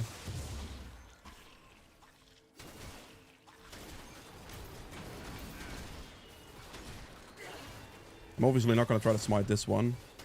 I need to hold my smite for the last one if I want to get both. You're just dead for that one. I don't know what that decision is, Jarvan, but sure. Take that one. No, why not?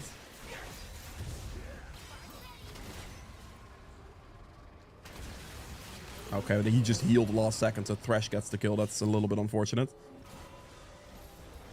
Still fine, though, of course. Kill is a kill. I still got my my treasure hunter out of it as well, so it's like getting a kill. I don't know what's happening right now, though, but sure.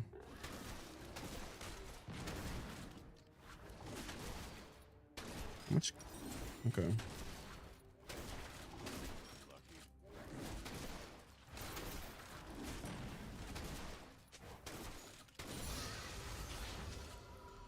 Take my reset here. Get the Ghost Blade. I'll get the boots as well. I should check the dragon, perhaps. They could be doing... Oh, why did you hit the plant that way? I don't know about this.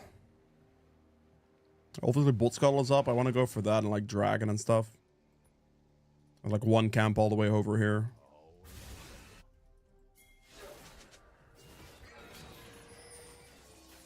Give me a lantern. Get me, brother. Can we talk about that, please? Ah, he dies. Perfect. If he just like lanterns me in closer, that's huge. But like getting the kill on Talon because he was my last stack as well is insanely massive. I just got like 450 gold off that kill. I was waiting for the Thresh Lantern to lantern me into range for the ult, but he didn't want to do that, so sure.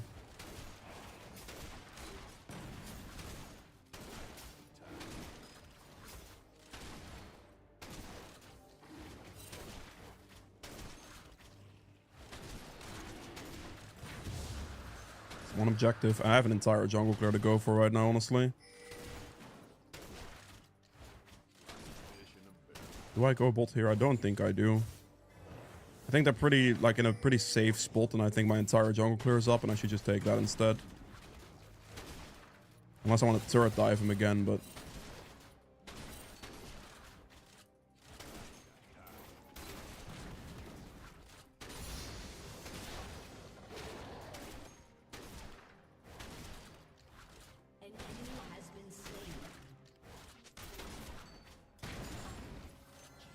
Did I lose my top lane camps here? My bot lane's chilling. May have done a lot for my bot lane already. They should be in a very comfortable position for the rest of this game. Is he taking my top set camps? Talon is top lane. He is not.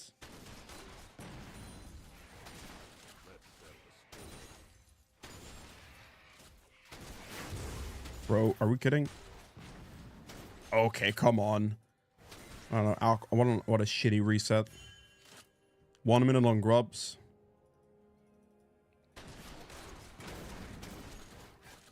Kill should be fine. Ooh, Jarvan bot lane, okay. I think I'll take my reset right now. Okay, maybe not. I feel like this should be a kill I can pick up because Jarvan's now most likely going to go mid lane, so I'm gonna go mid lane as well.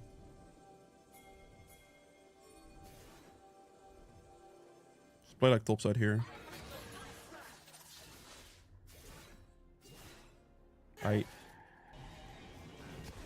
Bro, I don't hit that. Like, I can't hit that. It's fine. Whatever. I tried.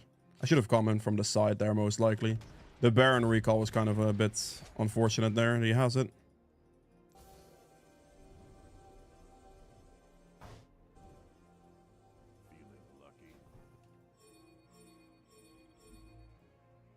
I need my Trenimir's help right now if I want to do this.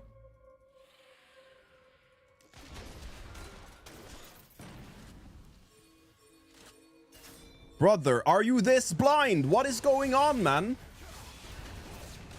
How the heck are you that blind? Are you kidding me right now? Holy... I don't know how many pings I have to do for that Trenimir to actually respond to something. That's crazy. They used a lot of cooldowns on me at least, I guess. I'm gonna have to recall first. I was just waiting for so long for that dude to walk up to me. That's crazy. He took absolutely forever.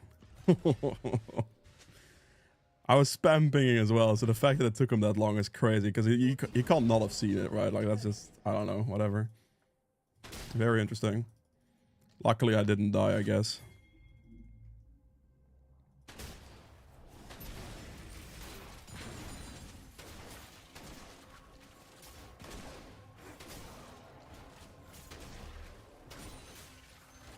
Make sure I get the 6 grubs here.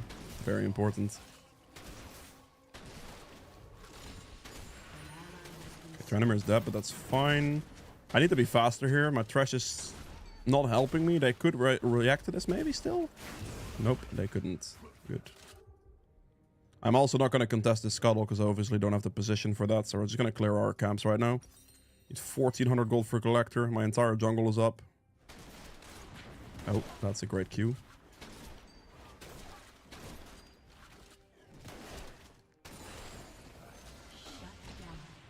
Oof. Maybe we won feats, that's good. 5 grubs, sorry. Because we lost one, of course, yes. But still.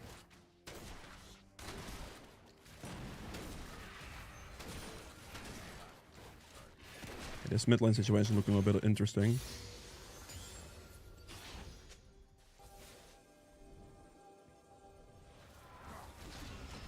I see.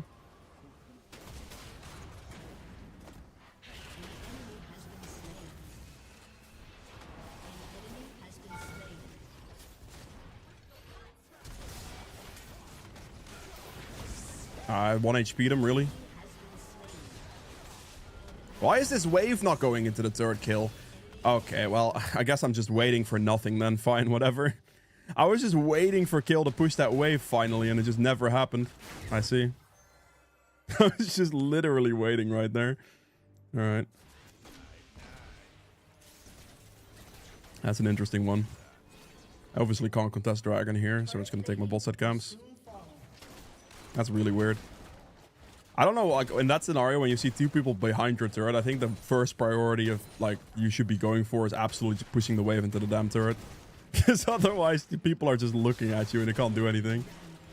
I don't know why my Zeri is walking up like that, but okay. I should recall here. I don't think I'm getting to contest Dragon. Like, my team still has to run out of base. My Zeri just died. If my Thresh can maybe defend this, be like wards or something, and I can get the Collector and go, that could be okay. But I have to get my item first, because the Collector is important there.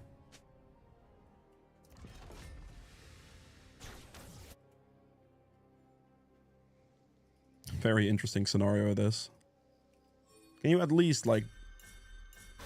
Bro, can you at least get a ward on a Thresh? Like, he's obviously gonna do it. Okay, well, he might not, actually. Dude, this guy might be bad enough. Never hit the level up. Yeah, he's actually bad enough. That's crazy. Okay, fine. No, why did you have to hit the plant, you rat? Bro, are you kidding? I'm just gonna die to this now, aren't I? Yeah, I'm super dead here. Bro, okay. Talon actually had ult there. I wasn't ready for him to have ult in that moment. I am going to need some steel caps. That's fair. Go steel caps next, it's fine. That was a kind of an int on my part. That was not good. Like, the Jarvan could just dash on me, and at that point I was just dead, because the kill is never going to rotate fast enough for that enough pressure there. Okay, well, I thought I could kill the Talon pretty easily, but then he didn't die. If I would have gotten a single crit there, it was obviously a 1 in 4. It's only a 25% chance. If I would have gotten a crit, he would have died for sure. But I overextended and died. That's my bad. That one's my fault.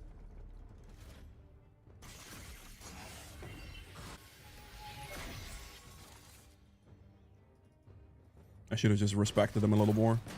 I need to get my smite upgrade. I need to hit level 11. I'm actually behind on XP on Jarvan. That's wild. How am I behind on XP on this guy? I'm an entire level behind him as well. That's insane.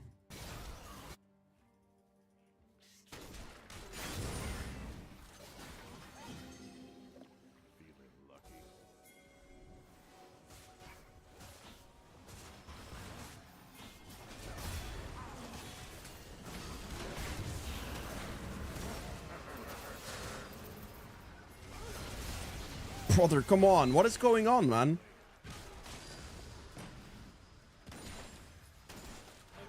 What are these fight scenarios? Can I get a crit? Holy moly, please. Just one, please. If I don't... Okay, that was close. Throughout that fight, I don't think I got a single crit, so I got worried.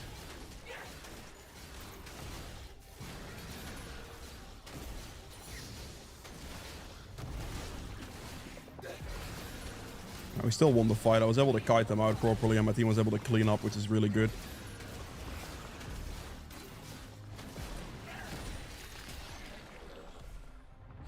Okay. Let's take the reset.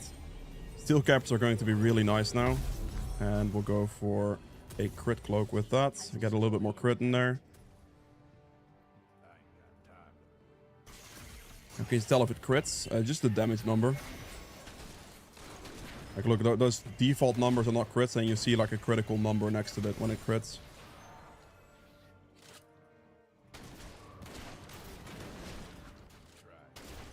So instead of 403, my auto attack does 720 damage, which is a colossal difference. We're gonna chase this Vlad out for sure. Put a smoke screen down here.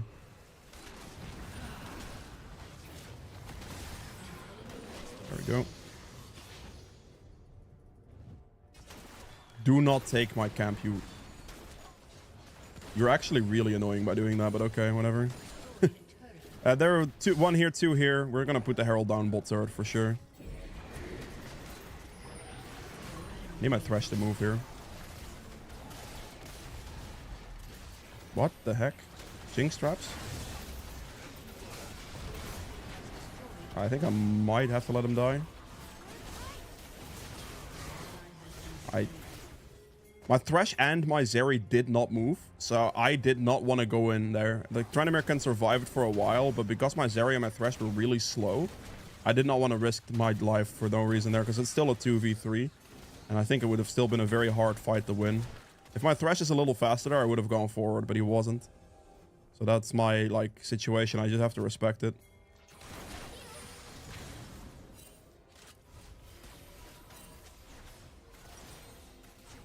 I can purchase this item right now, so I'm gonna get it. Sorry.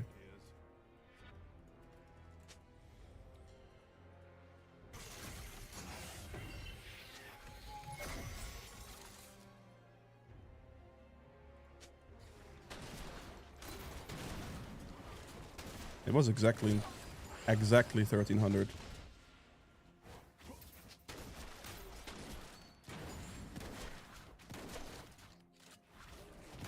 Oh, if she thinks I have like 400 gold to spare, like, okay, fair enough.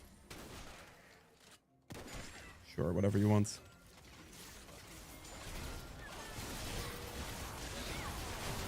This is a bad situation. I need to leave.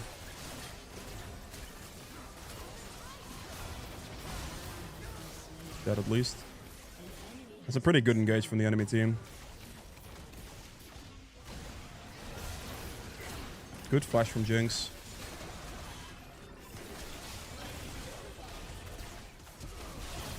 Pro. The Jinx flash was really good, but I mean, they're losing their base for this pressure. I'm actually gonna walk forward here. Put some pressure. Jinx is still staying. Jarvan is still staying. I guess we're chilling.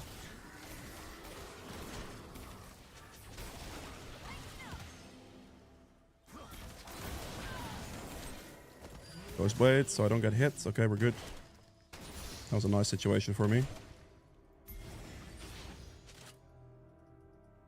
I thought we win that easy. Yeah, fair. That's not that easy of a win. Let's make sure I get the dragon here. We still got like... Oh, we didn't actually get build turrets. Interesting. I thought he had it for some reason. Guess he backed off. Doesn't matter. We get dragon here. We definitely want to play for like the thingy as well. The Otacon. I need 300 gold right now for Infinity Edge, which is massive. Like, Infinity Edge purchase right now is absolutely colossal. I really want to get it.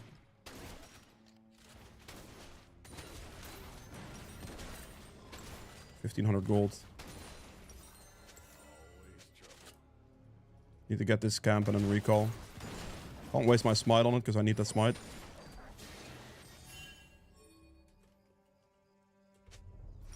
I'm gonna buy this and we move topside.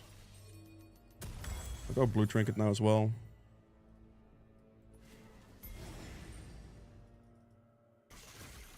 I see 2 bots, 1 mid. We should be able to go for it. Just please start it, man.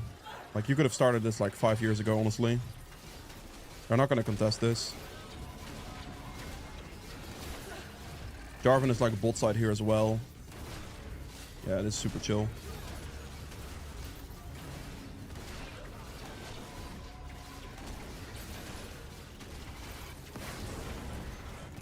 Pick up the flowers. Big XP. Nice. I'm gonna take a topside camps here. Hopefully, if they're up. Because he was like bot side, so I'm expecting him to be up at this point. I'm gonna smite that.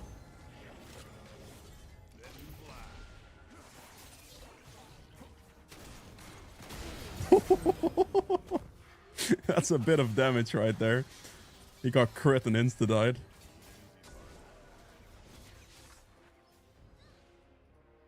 That is a tiny bit of damage.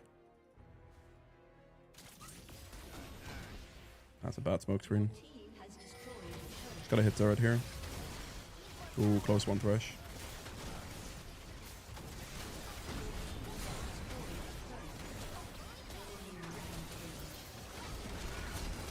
That damage. One auto attack almost one-shot her. We're gonna get this into bottom hip.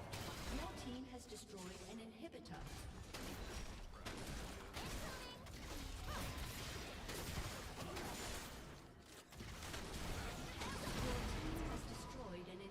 That's good enough.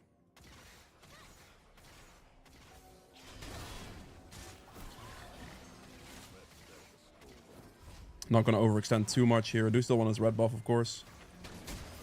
They quickly knock him away with the plant. I'm actually might be dead here. If I'm not careful.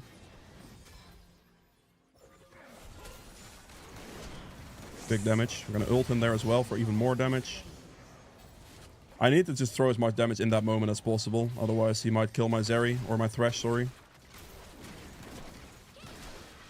Interesting.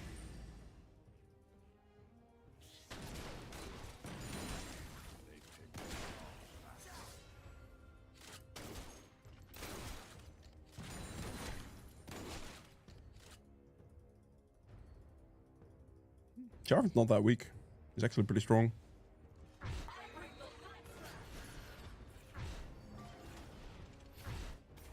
I wonder if this is warded or not, actually.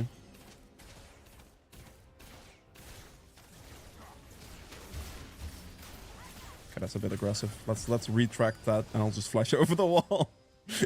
I was like, if that crits, like that hit crits, I think I just one-shot him. That was a bit optimistic. There was no need for that. That was kind of wasteful. Admittedly kind of wasteful, my bad.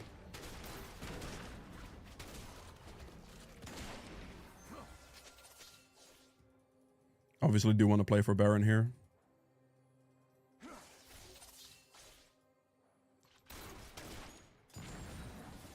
Oh, almost.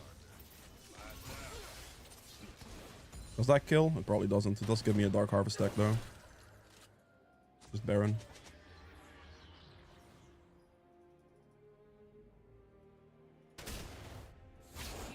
All good. And kill has enough damage to where I'll just tank Baron, it's fine. Thresh should realistically tank Baron here if he's smart. Because then my damage doesn't get cut in half, but... it's okay. He probably doesn't know.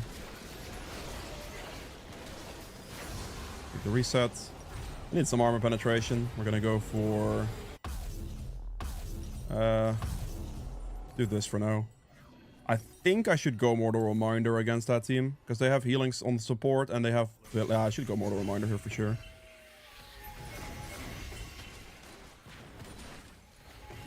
The heal cut's worth it in this case.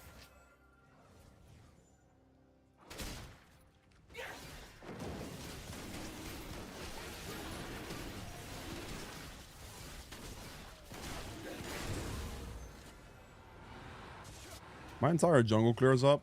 But, I mean, the Thresh is all the way over here, so I'm gonna walk forward. So, like, leave him to die. Close enough.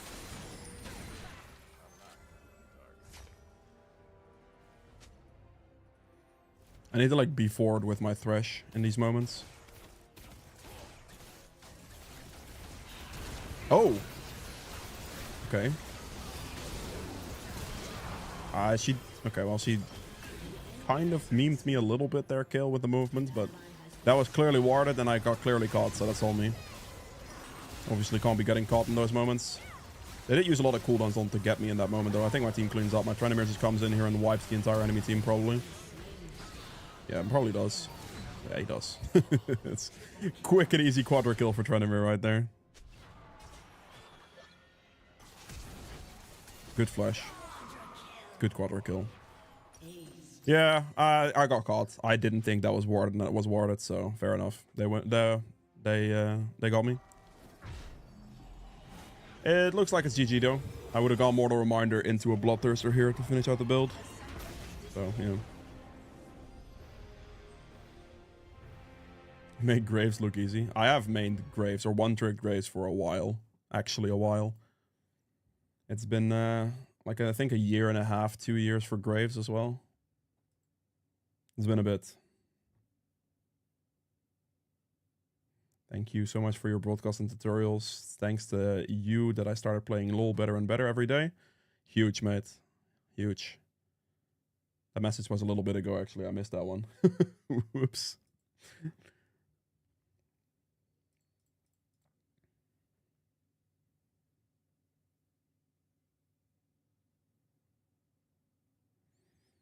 Truly, I'm so bad at Graves. It's like I never play an ADC in my life. Fair enough. Like playing Graves is like it comes with territory. Like you have to kind of know how to play ADCs to play Graves, right? Definitely a thing. Yeah, it's okay. I'll be ending the stream here though today. I hope you guys have enjoyed. I'm gonna be off. Got some other things to do. So I'll see you guys again tomorrow, most likely. And yeah, have a great one. Peace, peace.